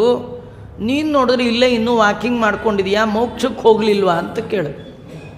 ಪಿಶಾಚಿ ಅಂತೂ ನೀನು 100 ಬಾರಿ ಗಯಾಗೆ ಹೋದರೂ ನನಗೇನು ಮೋಕ್ಷ ಸಿಗೋಲ್ಲ, ಯಾಕೆ ಗಯಾ ಒಳಗೆ ಪವರ್ ಕಡಿಮೆನಾ ಅಂತ ಕೇಳಿದೆ. ಅದಕ್ಕೆ ಪಿಶಾಚಿ ಹೇಳುತ್ತೆ, ಗಯಾ ಒಳಗೆ ಪವರ್ ಜಾಸ್ತಿ ಇದೆ, ಪುಣ್ಯಕ್ಷೇತ್ರವೇ, ನೋ ಡೌಟ್ ಅದರೊಳಗೆ. ಆದರೆ ಗಯಾದಲ್ಲಿ ಹೋಗಿ ಶ್ರಾದ್ದ ಮಾಡಿದ್ರೆ ಬರುವ ಪುಣ್ಯಕ್ಕಿಂತಲೂ ನನ್ನ ಪಾಪ ಜಾಸ್ತಿಯಿಂದ. ಎಷ್ಟು ಪಾಪ ಮಾಡಿದ್ದೇನೆ ಅಂದರೆ 100 ಬಾರಿ ಗಯಾ ಶ್ರಾದ್ದ ಮಾಡಿದರೂ ನನಗೇನು ಸದ್ಗತಿ ಆಗೋಲ್ಲ. ಅಂದರೆ ಇದರರ್ಥ ನಮ್ಮ ಮಕ್ಕಳು ಒಳ್ಳೆಯವರು, ಬೇಕಾದ ಮಾಡ್ತಾರೆ ಅಂತ ನಾವು ಬದುಕಿದ್ದಾಗ ಬೇಕಾದ ಮಾಡುವ ಹಾಗಿಲ್ಲ. ತುಂಬ ಪಾಪ ಮಾಡಿದರೆ ಮಗ ಭೂಲೋಕದಲ್ಲಿ ಎಂಥ ಉತ್ತಮವಾದ ಶ್ರಾದ್ದವನ್ನು ಮಾಡಿದರೂ ಕೂಡ ಅವನಿಗೆ ತಲುಪದ ಹಾಗೆ ಶಾಸ್ತ್ರಗಳು ನಿಯಮನ ಮಾಡಿದೆ. ಗಯಾಗೆ ಹೋಗಿ ಉತ್ತಮನಾದ ಗೋಕರ್ಣ ಬ್ರಾಹ್ಮಣ ಪಿಂಡ ಪ್ರದಾನ ಮಾಡಿದರೂ ಮಹಾಪಾಪಿಯಾದ ಬ್ರಹ್ಮಹತ್ಯ, ಸುರಾಪಾನ, ಸ್ವರ್ಣಸ್ಥೇಯ ಮಾಡಬಾರದ ಪಂಚಪಾತಕ ಉಪಪಾತಕ ಮಾಡಿದ ಆ ಗೋಕರ್ಣನ ಅಣ್ಣನಿಗೆ ಉದ್ಧಾರ ಆಗಲಿಲ್ಲ. ಅದನ್ನತ್ತೆ ಗಯಾ ಕ್ಷೇತ್ರದಲ್ಲಿ ಬರುವ ಪುಣ್ಯಕ್ಕಿಂತಲೂ ನಾನು ಮಾಡಿದ ಕರ್ಮ ದೊಡ್ಡದಿದೆ, ಬೇರೆ ಏನಾದರೂ ಮಾಡು. ಆ ಬ್ರಾಹ್ಮಣ ಬಹಳ ಜ್ಞಾನಿ, ತಪಸ್ವಿ. ಅವನೇನು ಮಾಡ್ದ, ನಿತ್ಯ ಉಪಾಸನೆ ಮಾಡುವ ಸೂರ್ಯನನ್ನೇ ತಡೆದು ಕೇಳಿದ, ಸೂರ್ಯ ನಿಲ್ಲು, ನನ್ನಣ್ಣ ಪಿಶಾಚಿ ಆಗಿದ್ದಾನೆ, ಇವನು ಉದ್ಧಾರ ಆಗಬೇಕು, ಏನು ಮಾಡಬೇಕು? ಸವಿತೃಮಂಡಲ ಮಧ್ಯವರ್ತಿಯಾದ ಭಗವಂತ ಹೇಳ್ತಾ ಇದ್ದಾನೆ, ಅಪ್ಪ ಗೋಕರ್ಣ, ನಿನ್ನಣ್ಣ ಉದ್ಧಾರ ಆಗಬೇಕಂದ್ರೆ ಒಂದೇ ಒಂದು ದಾರಿ, ಸಪ್ತಾಹಂ ವಾಚನಂಕುರು, 7 ದಿನಗಳ ಶ್ರೀಮದ್ ಭಾಗವತ ಸಪ್ತಾಹವನ್ನು ಮಾಡಿಸು, ನಿನ್ನ ಅಣ್ಣ ಉದ್ಧಾರ ಆಗ್ತಾನೆ. ಹಾಗೇ ಆಗಲಿ ಅಂತ ನೋಡಿ ಗೋಕರ್ಣ ಎಲ್ಲಿ ಹೋಗಲಿಲ್ಲ, ಯಾರನ್ನ ಕರೀಲಿಲ್ಲ. ಅವರ ತಂದೆ ತಾಯಿಗಳು ಯಾವ ಮನೆಯಲ್ಲಿದ್ದರೂ ಅದೇ ತೀರ್ಥಕ್ಷೇತ್ರ, ಅಲ್ಲಿಯೇ ಮಂಟಪವನ್ನು ಕಲ್ಪನೆ ಮಾಡಿ ಅಲ್ಲಿಯೇ ದೇವತಾ ಪ್ರತಿಷ್ಠೆ ಮಾಡಿ ತಾನೇ ಪ್ರವಚನ ಶುರು ಮಾಡಿದ. ಎಲ್ಲ ಊರಿನವರಿಗೆಲ್ಲ ಹೇಳ್ದ, ಮಾಡಬೇಕಂತೆ, ಮಕ್ಕಳ ಮದುವೆ ಮಾಡಿದ ಹಾಗೆ ಸಪ್ತಾಹ ಜ್ಞಾನ ಯಜ್ಞವನ್ನು ಮಾಡಬೇಕಂತೆ. ಮಮೋತ್ಸವೇಶು ಸರ್ವೇಶು, ಭಗವಂತನ ಎಲ್ಲ ಉತ್ಸವಗಳಿಗಿಂತಲೂ ದೊಡ್ಡ ಉತ್ಸವ ಭಾಗವತದ ಉತ್ಸವ ಅಂತ ಸ್ವಯಂ ಭಗವಂತನೇ ಹೇಳಿದ್ದಾನೆ. ಉತ್ಸವದಂತೆ ಇದನ್ನು ಆಚರಣೆ ಮಾಡಬೇಕಂತ ಅವ ಹಾಗೆ ಮಾಡ್ದ. ಎಲ್ಲ ಬಂಧು ಬಾಂಧವರು ಸದ್ಬ್ರಾಹ್ಮಣರನ್ನೆಲ್ಲ ಕರೆಸಿದ. 100 ಸಾವಿರಾರು ಜನ ಬಂದು ಕೂತರು ಪ್ರವಚನ ಕೇಳಲಿಕ್ಕೆ. ಇಲ್ಲೊಂದು ಆಶ್ಚರ್ಯದ ಕಥೆಯನ್ನು ವ್ಯಾಸರು ಹೇಳ್ತಾರೆ. ಪ್ರವಚನ ಕೇಳಲಿಕ್ಕೆ ಪಿಶಾಚಿ ಕೂಡ ಬಂತಂತೆ. ಅದೇನದು? ಅದೇನಿಲ್ಲ, ಪಿಶಾಚಿನೇ ಬಂದ ಮೇಲೆ ನೀವು ಬರೆದಿದ್ದರೆ ಹೇಗೆ? ಪುರಾಣ ಕೇಳಕ್ಕೆ ಯಾರು ಬಂದಿದ್ದಾರೆ? ಮತ್ತೆ ಪಿಶಾಚಿನೇ ಬಂದು ಅದು ಬಂತು. ಬಂದು ನೋಡಿದ್ರೆ ಕೂತ್ಕೊಳ್ಳಿಕ್ಕೆ ಜಾಗ ಇಲ್ಲ ರೀ, ಒಟ್ಟು ಜನ. ಕಡೆಗೆ ಏನು ಮಾಡ್ತಾವ, ಅಲ್ಲೊಂದು ಬಿದಿರಿಂದು ಕೋಲು, ಬ್ಯಾಂಬು, ಅದು 7 ಗಂಟೆಗಳಿತ್ತು, ಅದು ಮಧ್ಯ ಹಾಲು, ಅದರೊಳಗೆ ಗಾಳಿ ರೂಪದಲ್ಲಿದ್ದ ಕಾರಣ ಒಳಗೆ ಸೇರಿಕೊಂಡಿದ್ದು. ದಿನ ಪ್ರವಚನ, ಮೊದಲನೇ ದಿನ ಪ್ರವಚನ ಮಂಗಳ ಆಗ್ತಿದ್ದ ಹಾಗೆ ಆ ಗಂಟು ಒಂದು ಸೀಳು ಬಿಡ್ತು. ಎಲ್ಲ ಪ್ರವಚನ ಕೇಳ್ತಿದ್ರು, ಒಂದೇ ಒಂದು ಮೊಬೈಲ್ ಸೌಂಡ್ ಬಂದರೂ ಎಲ್ಲರ ಕಣ್ಣು ಆ ಕಡೆ ಹೋಗುತ್ತಾ ಇಲ್ಲ. ಆಗ ಮೊಬೈಲ್ ಇಲ್ಲ, ಏನಿಲ್ಲ, ಏನು ಶಬ್ದವೇ ಬರ್ತಿರಲಿಲ್ಲ, ನಿಶ್ಶಬ್ದವಾಗಿ ಕೇಳ್ತಾ ಇದ್ರು. ಯಾವಾಗ ಬಿದಿರು ದೊಡ್ಡ ಶಬ್ದವನ್ನು ಮಾಡಿ ಸೀಳು ಬಿಡ್ತೋ ಎಲ್ಲದ ಕಾನ್ಸಂಟ್ರೇಷನ್ ಆ ಕಡೆ ಹೋಯಿತು. ಹಾಗೆ ಮಾತಾಡಿಕೊಂಡ್ರು. ಬಿಸಿಲು ಅದು ಬಿರುಕು ಬಿಟ್ಟಿರಬೇಕು. 2ನೇ ದಿನವೂ 2ನೇ ಗಂಟು ಬಿಚ್ಚಿತು. ಆವಾಗ ಭಾರಿ ಎಲ್ಲ ಕಡೆ ಅದು ಪ್ರಸಿದ್ಧಿ ಹೋಯಿತು. ಅದು ಯಾರು ಆವಾಗ ಮೊಬೈಲ್ ತೊಗೊಂಡು ಅದನ್ನು ವಿಡಿಯೋ ಮಾಡಿ ವೈರಲ್ ಮಾಡಿದ್ರು ಗೊತ್ತಿಲ್ಲ. ಎಲ್ಲರಿಗೆ ಅದು ಸುದ್ದಿ, ಪ್ರವಚನ ಅಂತೆ, ಅಲ್ಲಿ ಹೋದರೆ 3ನೇ ಗಂಟೆ ಮುರಿಯತ್ತಂತೆ. ಎಷ್ಟೋ ಜನ ಪ್ರವಚನ ಕೇಳೋಕ್ಕಿಂತಲೂ ಆ ಸೀಳಿದ್ದನ್ನು ನೋಡ್ಲಿಕ್ಕೆ ಬರೋರ ಸಂಖ್ಯೆ ಜಾಸ್ತಿ. ಬಂದಾಗಿಂದು ಕೋಲೆ ನೋಡೋದು, ಆಚಾರ್ಯ ಇಲ್ಲೇ ಇಲ್ಲ, ಪ್ರವಚನ ಇಲ್ಲ. ಅದು ಟೈಮ್ ಆಗಿಬಿಟ್ರಂತೂ ಕೋಲ್ ಮೇಲೆ ಕಣ್ಣು. ಸೀಳ್ಬೇಕಾದ 7 ಗಂಟು ಯಾವುದೋ ಕೋಲಲ್ಲಿಲ್ಲ, ಇದೇ ಕೋಲ್ರಿ. ಈ ಕೋಲಲ್ಲಿ ತ್ವಕ್, ಚರ್ಮ, ಮಾಂಸ, ರುಧಿರ, ಮೇದ, ಮಜ್ಜ, ಅಸ್ಥಿ ಅಂತ 7 ಗಂಟುಗಳಿದೆ. ಈ ಗಂಟುಗಳ ಒಳಗೆ ಜೀವ ಇದ್ದಾನೆ, ಸ್ವರೂಪಭೂತವಾದ ಆನಂದ ಒಳಗಿದೆ. ಈ ಗಂಟುಗಳು ಬಿಚ್ಚಬೇಕಾದ್ರೆ 7 ದಿನ ಕತೆ ಕೇಳಿದರೆ ಒಳಗಿರುವ ಸಚೇತನ ಮೇಲೆದ್ದು ಭಗವಂತನ ಪಾದಾರವಿಂದವನ್ನು ಸೇರಲಿಕ್ಕೆ ಸಾಧ್ಯ. ಕಡೆಗೆ 7ನೇ ದಿನ ಆದಾಗ ಪೂರ ಬಿದಿರಿಂದು ಸೀಳಿ ಮಧ್ಯದ ಒಳಗಿಂದ ದಿವ್ಯ ದೇಹದರಹ ಉತ್ತಮವಾದ ದೇವತಾ ಪುರುಷನ ಶರೀರವನ್ನು ಧಾರಣೆ ಮಾಡಿದ್ದಾನೆ. ಆ ಪುರಾಣ ಹೇಳುವ ತಮ್ಮನಿಗೆ ಪ್ರದಕ್ಷಿಣೆ ಮಾಡಿ ನಮಸ್ಕಾರ ಮಾಡಿಬಿಟ್ಟ. ನಾನಪ್ಪ ನಿನ್ನಣ್ಣ, ಇದ್ದರೆ ನಿನ್ನಂಥ ಬಂಧು ಇರಬೇಕು. ಯಾರ ಮನೆಯಲ್ಲಿ ಭಾಗವತ ಆಗತ್ತೆ, ಹೇಳಿಸ್ತಾರೆ, ಕೇಳ್ತಾರೆ, ನೀವು ಒಬ್ಬರೇ ಬರೋದಲ್ಲ ರೀ, ನೀವು ಭಾಗವತಕ್ಕೆ ಬಂದುಬಿಟ್ರೆ ಸಾಕು.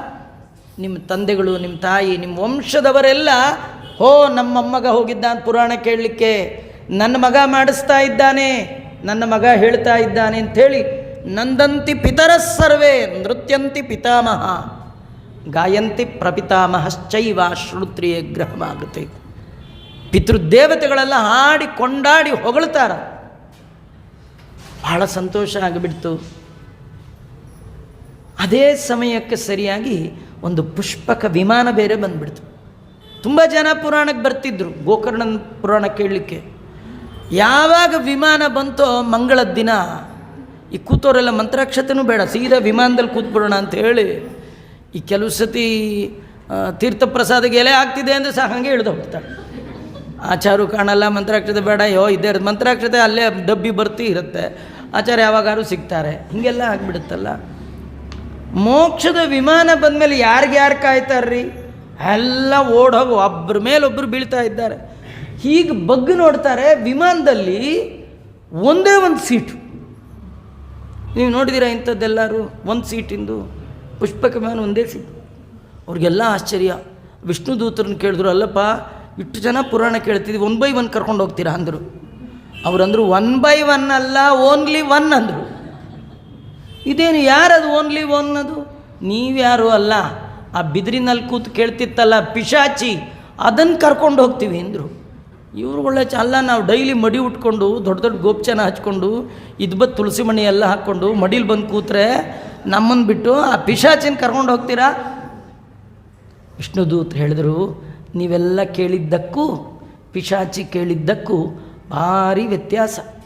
ಒಂದೇ ಶಾಲೆಯಲ್ಲಿ ಓದ್ದವ್ರಿಗೆಲ್ಲ, ಒಂದೇ ದಿನ ಎಕ್ಸಾಮ್ಗಿದ್ದವ್ರಿಗೆಲ್ಲ, ಒಂದೇ ಸಬ್ಜೆಕ್ಟ್ ಇದ್ದವ್ರಿಗೆಲ್ಲ ಒಂದೇ ಮಾರ್ಕ್ಸ್ ಕೊಡ್ಲಿಕ್ಕೆ ಅದೇನು ಕರೋನಾ ಕಾಲನೇ ನೋಡಿ. ಎಲ್ಲರೂ ಪಾಸ್ ರೀ, ಎಲ್ಲರೂ 90, 95, ಸ್ವಪ್ನ ಕೂಡ ಬೀಳ್ತಿರ್ಲಿಲ್ಲ 90, 95. ಈಗ ಪಕ್ಕದ ಮನೆಯವರು 95, ಇವರು 95. ಅವರು ಏನು ಕಾಲ? ಕರೋನಾ, ಇಂದಿರಾ ರಮಣ, ಗೋವಿಂದ ಗೋವಿಂದ. ಬರಲ್ಲ ಹಾಗೆ ಮಾರ್ಕ್ಸ್ ಬರೋಲ್ಲ. ಹಾಗಾಗಿ ಕೇಳಿದ್ದರ ಭೇದದಿಂದ ಫಲದಲ್ಲಿಯೂ ಭೇದ. ನೀವೆಲ್ಲ ಪುರಾಣ ಕೇಳಿದಿರಿ, ಪಿಶಾಚಿ ಥರ ಯಾರೂ ಕೇಳಿಲ್ಲ ಅಂದರು. ಅಲ್ಲ, ಪಿಶಾಚಿ ಥರ ಅಂದ್ರೇನು? ಅದ್ಯಾಕೆ ಕೇಳೋದು? ಅದೇನು ಗೊತ್ತಾ, ಯಾರಾದರೂ ಏನಾದರೂ ಹಿಡಿದ್ರೆ ಅದನ್ನು ಮತ್ತೆ ಕಾಡ್ತಿದ್ರು. ಅವನು ಹಿಡಿದ್ರೆ ಬಿಡಲ್ಲ ರೀ, ಪಿಶಾಚಿ ಇದ್ದಾಗೆ ಅಂತಾರಲ್ಲ. ಆ ಪಿಶಾಚಿ ಭಾಗವತ ಹಿಡಿದ್ರೆ ಬಿಡಲೇ ಇಲ್ಲ, ಹಾಗೆ ಕೇಳಿತ್ತು. ನಾವಲ್ಲ, ಹಾಗೆಲ್ಲ ಅಲ್ಲ. ನಾವೆಲ್ಲ ಬಿಟ್ಟು ಕೇಳ್ತೀವಿ. ನಾವೇನಿದ್ರು 7 ರಿಂದ 8 ಅಷ್ಟೇ, ಆಮೇಲೆ ಬಿಟ್ಟುಬಿಡೋದೆ. ಹೇಳೋರ್ನು ಬಿಟ್ಬಿಡೋದು, ಕೇಳೋರ್ನು ಬಿಡೋದು, ಹೇಳಿಸೋರ್ನು ಬಿಟ್ಬಿಡೋದು. ಅಷ್ಟೇ. ಯಾಕೆ? ನಾವು ಕೇಳಿದ್ದನ್ನು ಕಿವಿಯಿಂದ ಬಿಟ್ಟುಬಿಡೋದು. ಹಾಗಾಗಬಾರ್ದಂತ. ಮತ್ತೇನು ಆಚಾರ್ಯ, ನಾಳೆ ನೀವು ಬರೋವರೆಗೂ ಇಲ್ಲೇ ಕೂತಿರ್ಬೇಕಾ? ಬೇಡ, ನೀವು ಕೂತಿರಬೇಡಿ. ನಾನು ಹೇಳಿದ ವಿಷಯದಲ್ಲಿ ನಿಮ್ಮ ಮನಸ್ಸು ಕೂತಿದ್ರೆ ಸಾಕು. ನಿನ್ನೆ ಏನು ಹೇಳಿದ್ರು, ನಾಳೆ ಏನು ಹೇಳ್ತಾರೆ, ಇವತ್ತೇನು ಹೇಳಿದ್ರು, ಅದನ್ನು ಮತ್ತೆ ರೀಕಲೆಕ್ಟ್ ಮಾಡೋದು, ಮತ್ತೆ ಮನನ ಮಾಡೋದಿದೆಯಲ್ಲ, ಅದೇ ಹಿಡ್ಕೊಳ್ಳೋದು. ಅಂದರೆ ಧಾರಣ ಅಂದರೆ ಅದೇ. ಅದು ಆ ಪಿಶಾಚಿ ಮಾಡಿದೆ, ಅದರಿಂದ ಕರ್ಕೊಂಡು ಹೋಗ್ತೀವಿ ಅಂದರು. ಅಯ್ಯೋ, ಹೀಗೆ ಮಾಡಬೇಕು ಅಂತ ಈ ಟ್ರಿಕ್ಸ್ ನಮಗೆ ಗೊತ್ತಿಲ್ಲ, ನಾವು ಹಾಗೆ ಮಾಡ್ತೀವಿ, ಇಲ್ಲೇ ಇರ್ರಿ, ಒಬ್ರೊಬ್ರು ಕರ್ಕೊಂಡು ಹೋಗಿ ಅಂತೀರಿ. ಇಲ್ಲ, ಇನ್ನೊಂದು ಸತಿ ಕೇಳಿ ಅಂತ ಹೇಳಿದಾಗ, ಇದೇ ಬ್ರಾಹ್ಮಣ ಮತ್ತೊಮ್ಮೆ ಹೇಳಿ 15 ದಿನಗಳ ಕಾಲ ಪ್ರವಚನ ಮಾಡಿದ. ಕಡೇ ದಿನ ವಿಮಾನ ಬರಲಿಲ್ಲ, ಆ ಲೋಕದ ಒಡೆಯನಾದ ಕೃಷ್ಣನೇ ಬಂದು ಎಲ್ಲರನ್ನೂ ಉತ್ತಮ ಲೋಕಕ್ಕೆ ಕರ್ಕೊಂಡು ಹೋದ ಅನ್ನುವ ಕಥೆ ಭಾಗವತದ ಒಂದು ಮಹಿಮೆಯಲ್ಲಿ ಸೇರಿರ್ತಕ್ಕಂಥದ್ದು. ಹಾಗಾಗಿ ಭಾಗವತ ಎಲ್ಲ ಪಿತೃಗಳನ್ನು ಉದ್ಧಾರ ಮಾಡಿಸುವಂತಹ ಕತೆ. ಇದು ಒಂದು ಉದ್ದೇಶದಿಂದ ವೇದವ್ಯಾಸ ದೇವರು ಮಾಡಿದ್ದಾರೆ. ಇನ್ನು 3ನೇದು, ಇದು ಪಾಪಕ ಪರಿಹಾರ ಆಗಿರ್ತಕ್ಕಂಥದ್ದು. ಅದು ಆರಂಭದಲ್ಲಿ ಮಂಗಳಾಚರಣೆಯನ್ನು ಮಾಡ್ತಾ ಜನ್ಮಾದ್ಯಸ್ಯ ಯತಃ ಅಂತ ಆರಂಭ ಮಾಡ್ತಾರೆ. ಅದರಲ್ಲಿ ಆದ್ಯಸ್ಯ ಜನ್ಮ, ಪರೀಕ್ಷಿತನ ಕಥೆಯನ್ನು ವರ್ಣನೆ ಮಾಡಿದ್ದಾರೆ. ಆ ಪರೀಕ್ಷಿತ ತಾನು ಬ್ರಾಹ್ಮಣರ ಕೊರಳಿಗೆ ಹಾವು ಹಾಕ್ಬಿಟ್ಟ. ಒಂದೊಮ್ಮೆ ಪರೀಕ್ಷಿತ ಬೇಟೆಗೆ ಅಂತ ಹೋದವ ಅವನಿಗೆ ಬಾಯಾರಿಕೆ ಆಯ್ತು ರೀ. ಭಾಳ ಒಳ್ಳೇದು ರೀ, ಬಾಯಾರಿಕೆ ಆದರೆ ಭಾಳ ಒಳ್ಳೆಯದು. ಹಸಿವು ಬಾಯಾರಿಕೆ ಮನುಷ್ಯನನ್ನು ಎತ್ತರಕ್ಕೆ ಕೊಂಡೊಯ್ಯುತ್ತೆ. ನೋಡಿ, ಅವನಿಗೆ ಬಾಯಾರಿಕೆ ಆಗಲಿಲ್ಲ ಅಂತ ಇಟ್ಕೊಳ್ಳಿ ಕತೆ, ನಮ್ಗೆ ಯಾರಿಗೂ ಭಾಗವತವೇ ಸಿಗ್ತಿರಲಿಲ್ಲ. ಅವನಿಗೆ ಬಾಯಾರಿಕೆ ಆಗಿದ್ದಕ್ಕೆ ನಮಗೇನು ಸಿಕ್ತು? ಭಾಗವತ ಸಿಕ್ತು. ನಮಗೆಲ್ಲ ನೋಡಿ ಬಾಯಾರಿಕೆನೇ ಆಗಲ್ಲ. ಯಾಕೆ ಗೊತ್ತಾ? ಯಾವಾಗಲೂ ಬಾಟ್ಲ್ ಹಿಡ್ಕೊಂಡೇ ತಿರುಗ್ತಾ ಇರ್ತೀವಿ. ವಾಟ್ರ್ ಬಾಟ್ಲಿಲ್ಲದೆ ಹೋಗೋದೇ ಇಲ್ಲ. ಅದು ಪುಟ್ಟ ಮಗುವಿನಿಂದಲೇ ಅಭ್ಯಾಸ ಅಲ್ವಾ, ವಾಟ್ರ್ ಬಾಟ್ಲು. ನೀವಿಲ್ಲಿ ಯಾರು 50ಕ್ಕೆ ಮೇಲ್ಪಟ್ಟಿದ್ದೀರಿ, ನೀವು ಸ್ವಲ್ಪ ಯೋಚನೆ ಮಾಡಿ. ನೀವು ಶಾಲೆಗೆ ಹೋಗುವಾಗ ಇದನ್ನೆಲ್ಲ ತೊಗೊಂಡೋಗಿ ಅಭ್ಯಾಸವೇ ಇಲ್ಲ. ಒಂದು ಬ್ಯಾಗ್ ನೇತಾಕೊಂಡು ಹೋಗ್ತಿದ್ರೆ ವಿನಃ ಇನ್ನೇನು ಬಾಟ್ಲು, ಟೋಪಿ, ಮಫ್ಲರು ಯೋಟ್ರಿ ಆ ಮಗುದು ಎಲ್ಲ ಬಿಚ್ಚಾಕ್ಬಿಟ್ರೆ ಮಗುಗಿಂತೂ ಅದರ ವೇಟೇ ಜಾಸ್ತಿ ಆಗಿಬಿಡುತ್ತೆ. ಹೌದಾ? ಹಿಂದೆ ಎಷ್ಟು ಬಾಯಾರಿಕೆ, ಎಷ್ಟು ಬಡತನ, ಎಷ್ಟು ಹಸು, ಅದೆಲ್ಲ ಫೇಸ್ ಮಾಡಿ ಇವತ್ತು ನೀರು, ಅನ್ನ, ನೀರಿನ ಬೆಲೆ, ದುಡ್ಡಿನ ಬೆಲೆ ನಮಗೆ ಗೊತ್ತಿದೆ ಅಂದರೆ ನಾವು ಪಟ್ಟಿರೋ ಕಷ್ಟ, ಅದರ ಹಿನ್ನೆಲೆಯಲ್ಲಿ ಅದರ ವ್ಯಾಲ್ಯೂ ನಮಗೆ ತಿಳಿಸಿದೆ. ಪರೀಕ್ಷಿತ ಬಾಯಾರಿಕೆಯಿಂದ ಬಳಲಿದ. ಹತ್ತಿರದಲ್ಲಿ ಒಂದು ಆಶ್ರಮ, ಒಳಗೆ ಬಂದು ನೋಡ್ದ. ಒಬ್ಬರು ಶಿವರು ಕಣ್ಣು ಮುಚ್ಚಿದ್ರು. ಕೇಳ್ದ, ನೀರು ಬೇಕು ಸ್ವಾಮಿ. ಅವ್ರು ಕಣ್ಣೇ ಬಿಡಲಿಲ್ಲ. ಯಾಕಂದ್ರೆ ಅವರು ಅಸಂಪ್ರಜ್ಞಾತ ಸಮಾಧಿಯಲ್ಲಿದ್ದರು. ನಾವು ಕಣ್ಣೇ ಮುಚ್ಚಲ್ಲ, ಕಣ್ಣು ಬಿಟ್ಕೊಂಡೇ ಇರ್ತೀವಿ. ಯಾರು ಬಂದರು, ಯಾರು ಹೋದರು, ಇವ್ರು ಯಾಕೆ ಎದ್ರು, ಇವ್ರು ಯಾಕೆ ಕೂತರು, ಇವ್ರೇನು ತಂದಿದ್ದಾರೆ, ಇವ್ರು ಹೇಗಿದ್ದ, ಇದನ್ನೇ ನೋಡ್ತಿರ್ತೀವಿ. ಅವನದು ಬಹಿರ್ವ್ಯಾಪಾರ ಇಲ್ಲ. ಒಳಗಿರುವ ಭಗವಂತನನ್ನು ಕಾಣುವವನಿಗೆ, ರಾಜಾದಿರಾಜ ಭೂಮಂಡಲಕ್ಕೆ ಅಧಿಪತಿ ಭಗವಂತನನ್ನು ಅಮ್ಮನ ಹೊಟ್ಟೆಯಲ್ಲಿದ್ದಾಗಲೇ ಕಂಡ ಮಹಾನುಭಾವ ಪರೀಕ್ಷಿತ ಬಂದರೂ ಕಣ್ಣೇ ಬಿಡಲಿಲ್ಲ. ಯಾಚಾರ ಅವನ ಸಾಧನೆ ಅವನಿಗೆ, ನನಗೇನಾಗಬೇಕು, ನನ್ನ ಸಾಧನೆ ಮುಖ್ಯ ಅಂಥೇಳಿ ಇವರು ಕಣ್ಣು ಮುಚ್ಚಿ ಭಗವಂತನನ್ನು ಪರಿಪರಿಯಾಗಿ ಧ್ಯಾನ ಮಾಡ್ತಿದ್ದಾರೆ. ನೋಡಿ, ಯಾರು ಕಣ್ಣು ಮುಚ್ಚಿದಾಗ ಅಂತರಂಗದ ಒಳಗೆ ದೇವರನ್ನು ಕಾಣ್ತಾರೆ, ಅವರಿಗೆ ಮತ್ತೆ ಕಣ್ಣು ಬಿಟ್ಟು ನೋಡಬೇಕಾದ ವಸ್ತು ಯಾವುದೂ ಇಲ್ಲ ರೀ. ನೋಡ್ಬೇಕು ಅನ್ಸೋದೇ ಇಲ್ಲ. ಎಷ್ಟೋ ಜನಕ್ಕೆ ಸೀರಿಯಲ್ ಕೂತಾಗ್ರೆ ಹೀಗಾಗ್ಬಿಡುತ್ತೆ. ಯಾರು ಬಂದರು, ಬೆಕ್ಕು ಬಂತ, ಹಾಲು ಕೊಯ್ತಾ, ಕಳ್ಳ ಬಂದ, ಏನೂ ಗೊತ್ತಾಗಲ್ಲ. ಇಷ್ಟು ಸೀರಿಯಸ್ ಆಗಿರ್ತೀನಿ. ಇನ್ನು ದೇವ್ರನ್ನ ನೋಡುವಾಗ ಇನ್ನೆಟ್ಟು ಅವನು ಸೀರಿಯಸ್ ಗೊತ್ತಾಗಿಲ್ಲ. ಅವನು ರಾಜ ಬಂದಿದ್ದು ಗೊತ್ತಾಗ. ಈ ರಾಜನಿಗೆ ಈ ಋಷಿ ದೇವರನ್ನು ನೋಡ್ತಾ ಇದ್ದಾನೆ, ಅವನಿಗೆ ಗೊತ್ತಿಲ್ಲ. ಅವನೇನು ಅಂದ್ಕೊಂಡ, ಅಲ್ಲ ಇಡೀ ದೇಶದಲ್ಲಿರುವ ಎಲ್ಲ ಜನ ನನ್ನ ಕಂಟ್ರೋಲಲ್ಲಿದ್ದಾರೆ, ಇವನೊಬ್ಬ ನನ್ನ ಕಂಟ್ರೋಲಲ್ಲಿಲ್ಲ. ಎಲ್ಲರೂ ನನ್ನ ಮಾತು ಕೇಳ್ತಾರೆ. ನಾನೇನು ಒಂದು ಲೋಟ ನೀರು ಕೇಳಿದೆ, ಅದೂ ಸಿಗಲಿಲ್ಲ ಅಂದರೆ ಎಷ್ಟು ಜಂಬ ಇವನಿಗೆ ಅಂದ್ಕೊಂಡ. ನಿಜವಾಗಿ ಜಂಬ ಅವನಿಗಲ್ಲ, ಇವನಿಗೆ. ಏನು, ಎಲ್ಲ ನನ್ನ ಕಂಟ್ರೋಲಲ್ಲಿರಬೇಕು ಅನ್ನೋದೇ ಜಂಬ. ನಾವೆಲ್ಲ ನಮ್ಮ ಮನೆಯಲ್ಲೆಲ್ಲ ಇದೇ ಥರ. ನಾವು ಹೇಳ್ದಂಗೆ ಕೇಳ್ಕೊಂಡಿರೋದಾದರೆ ಇರ್ಬೋದು, ಇಲ್ದವ್ರು ಹೋಗ್ತಿರ್ಬೋದು, ಜೋರು ಜೋರು ಮಾಡ್ತಿರ್ತೀವಿ. ಹಾಗೆಲ್ಲ ಅನ್ನಬಾರ್ದು. ಯಾರು ಯಾರ ಮಾತನ್ನು ಕೇಳಲ್ಲ, ಎಲ್ಲರೂ ಅವನ ಮಾತನ್ನೇ ಕೇಳೋದು. ಅವನು ಹೇಳ್ದಾಗ ಕೇಳ್ತಾರೆ ವಿನ ನಾವು ಹೇಳ್ದಂಗೆ ಯಾರೂ ಕೇಳಲ್ಲ. ನಮಗೊಂದು ದುರ್ಬುದ್ಧಿ, ನಾವು ಹೇಳ್ದಂಗೆ ಎಲ್ಲ ಕೇಳ್ಕೊಂಡು ಇರಬೇಕು ಅಂತ. ಇವನಿಗೆ ಆ ದುರ್ಬುದ್ಧಿ ಬಂತು. ಇಡೀ ದೇಶದಲ್ಲಿರೋರು ನನ್ನ ಮಾತು ಕೇಳ್ತಾರೆ, ಇವನೊಬ್ಬ ನನ್ನ ಮಾತು ಕೇಳಲ್ಲ. ಇವನು ನಿಜವಾಗಿ ತಪಸ್ಸು ಮಾಡ್ತಾ ಇದ್ದಾನ, ಸುಳ್ಳು ಸುಳ್ಳು ತಪಸ್ಸ, ಇವೊಂದು ರಿಯಲ್ಲ ಟೆಸ್ಟ್ ಮಾಡೋಣ ಅಂತ ದುರ್ಬುದ್ಧಿ. ಈ ಕಥೆ ಒಳಗೆ ನಮಗೇನು ಸಂದೇಶ ಅಂದರೆ, ಋಷಿ ಮೂಲ ದೊಡ್ಡವರನ್ನು ಟೆಸ್ಟ್ ಮಾಡಲಿಕ್ಕೆ ಹೋಗಬೇಡ. ನಿನಗೆ ಯಾಕೆ? ಅವರು ರಿಯಲ್ಲಾಗಿ ಮಾಡಿದ್ರೇನು, ರೀಲಾಗಿ ಮಾಡಿದ್ರೇನು, ನಿಂದೇನು ಅದರೊಳಗೆ? ನಾವು ಹೋಗಬಾರ್ದು. ಯಾರು ಕಣ್ಣು ಮುಚ್ಕೊಂಡು ಗಾಯತ್ರಿ ಮಾಡ್ತಿದ್ದಾರೆ, ಟೆಸ್ಟ್ ಮಾಡೋಣ ಅಂದಮೇಲೆ ಒಂದು ರಬ್ಬರ್ದು ಚೇಳು ಹಾವು ಅವ್ರ ಮೇಲೆ ಭ್ಯಾ ಅಂತ ಅವ್ರು ಹಾಗೆ ಬಿದ್ದುಬಿಟ್ರೆ ಇವ್ನಿಗೇನೋ ಖುಷಿ. ಏನು ಮಾಡ್ಬೇಕು ರೀ? ಹಾರ್ಟ್ ಹಾಗೆ ಎನ್ಲಾಡ್ಜ್ ಆಗ್ಬಿಟ್ರೆ ಏನು ಮಾಡ್ಬೇಕು? ಇಂದ್ರೆ ಮಗುವಿಂದ ಕೆಲವರು ವೀಕ್ ಹಾರ್ಟ್ ಇರುತ್ತಪ್ಪ, ಹಾಗೆಲ್ಲ ಮಾಡಬಾರ್ದು. ಮಹಾ ಅಪರಾಧ. ಇವನು ನೋಡ್ದ, ಆ ಕಡೆ ಈ ಕಡೆ ನೋಡ್ದ, ಆಶ್ರಮದ ಬಾಗಿಲಲ್ಲಿ ಒಂದು ಹಾವು ಸತ್ತು ಬಿದ್ದಿತ್ರಿ. ಅದು ಹೀಗೆ ತಾನು ಮುಟ್ಟಲಿಲ್ಲ ಮೈಲಿಗೆ ಅಂಥೇಳಿ ಅದನ್ನು ಧನುಸ್ಸಿನಲ್ಲಿ ಎತ್ತಿ ಕೂತ ಋಷಿಗಳ ಕೊರಳಿಗೆ ಹಾಕಿಬಿಟ್ಟ. ಹಾಕುವ ತನಕ ಅವನಿಗೊಂದು ಸಿಟ್ಟಿತ್ತು. ಹಾಕಿದ ಮೇಲೆ ಅವ್ರಿಗೆ ಎಚ್ಚರ ಆಗಲಿಲ್ಲ. ಆಗ ಅಂದ್ಕೊಂಡು, ಹೋ ಇವ್ರು ರಿಯಲ್ ಮಾಡ್ತಾ ಇದ್ದಾರೆ ಅಂತ ಹೊರಟೋದ. ಮನೆಗೆ ಹೋದ, ನೀರು ಕುಡ್ದ. ಹಸಿವು, ಬಾಯಾರಿಕೆ ಕೆಳಗೆ ಹೋಯ್ತು, ನೀರು ಮೇಲೆ ಬಿತ್ತು. ಮೊದಲು ಬಾಯಾರಿಕೆ ಮೇಲೆ ಬಂದಿತ್ತು.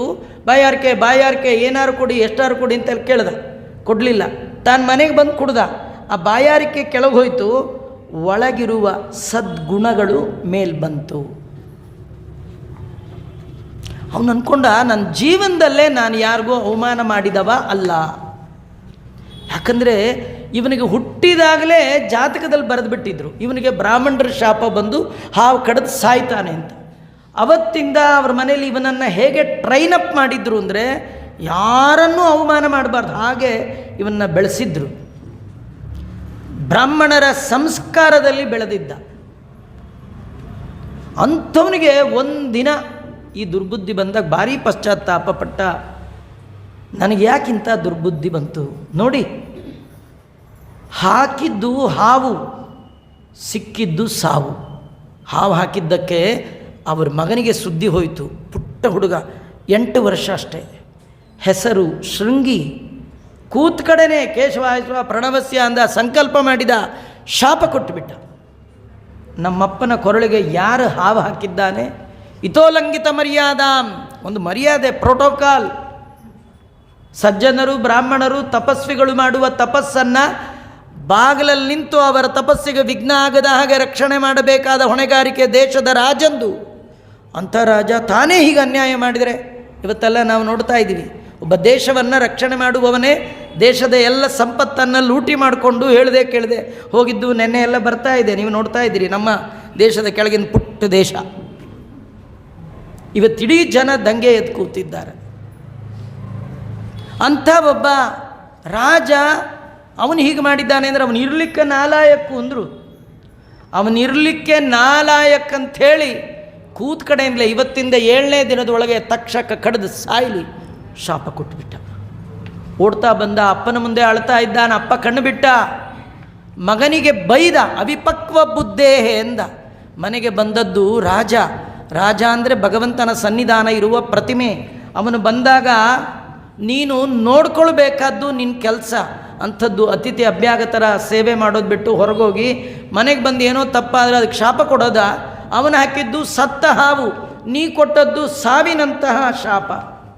ಇಷ್ಟೆಲ್ಲ ಬೈದರೆ ವಿನಃ ವಿಶಾಪವನ್ನು ಕೊಡಲಿಕ್ಕಾಗಲಿಲ್ಲ. ಪುಟ್ಟ ಮಗುವಿನ ಮಾತಿಗೂ ವಿರುದ್ಧ ಇಲ್ಲ.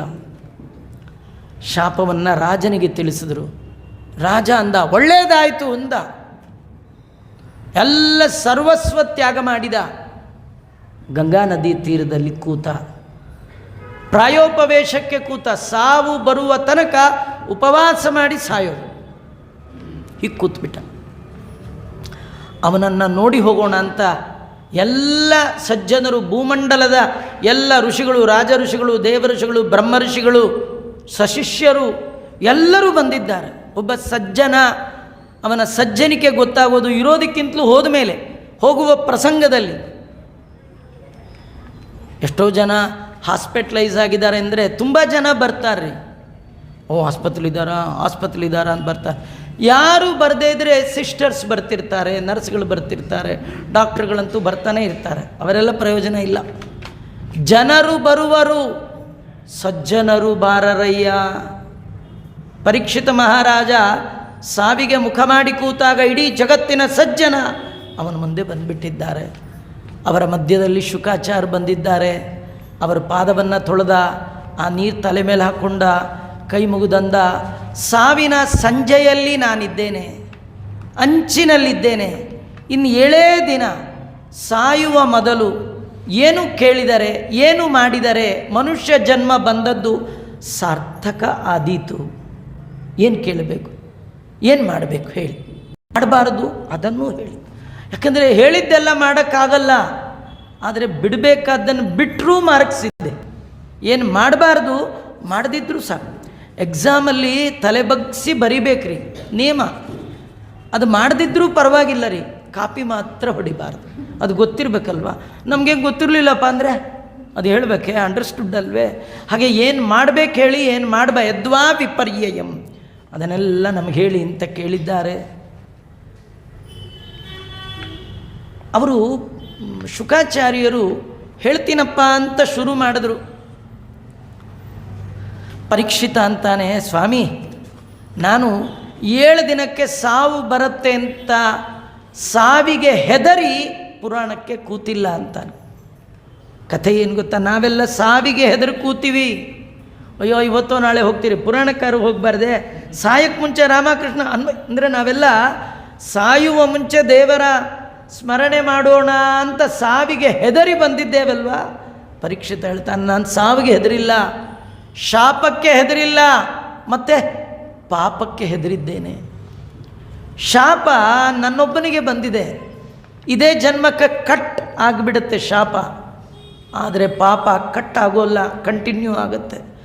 ನಾವು ನಮ್ಮ ಒಟ್ಟಿಗೆ ತಗೊಂಡು ಹೋಗಬಾರದ್ದು ಯಾವುದಂದರೆ ಪಾಪ.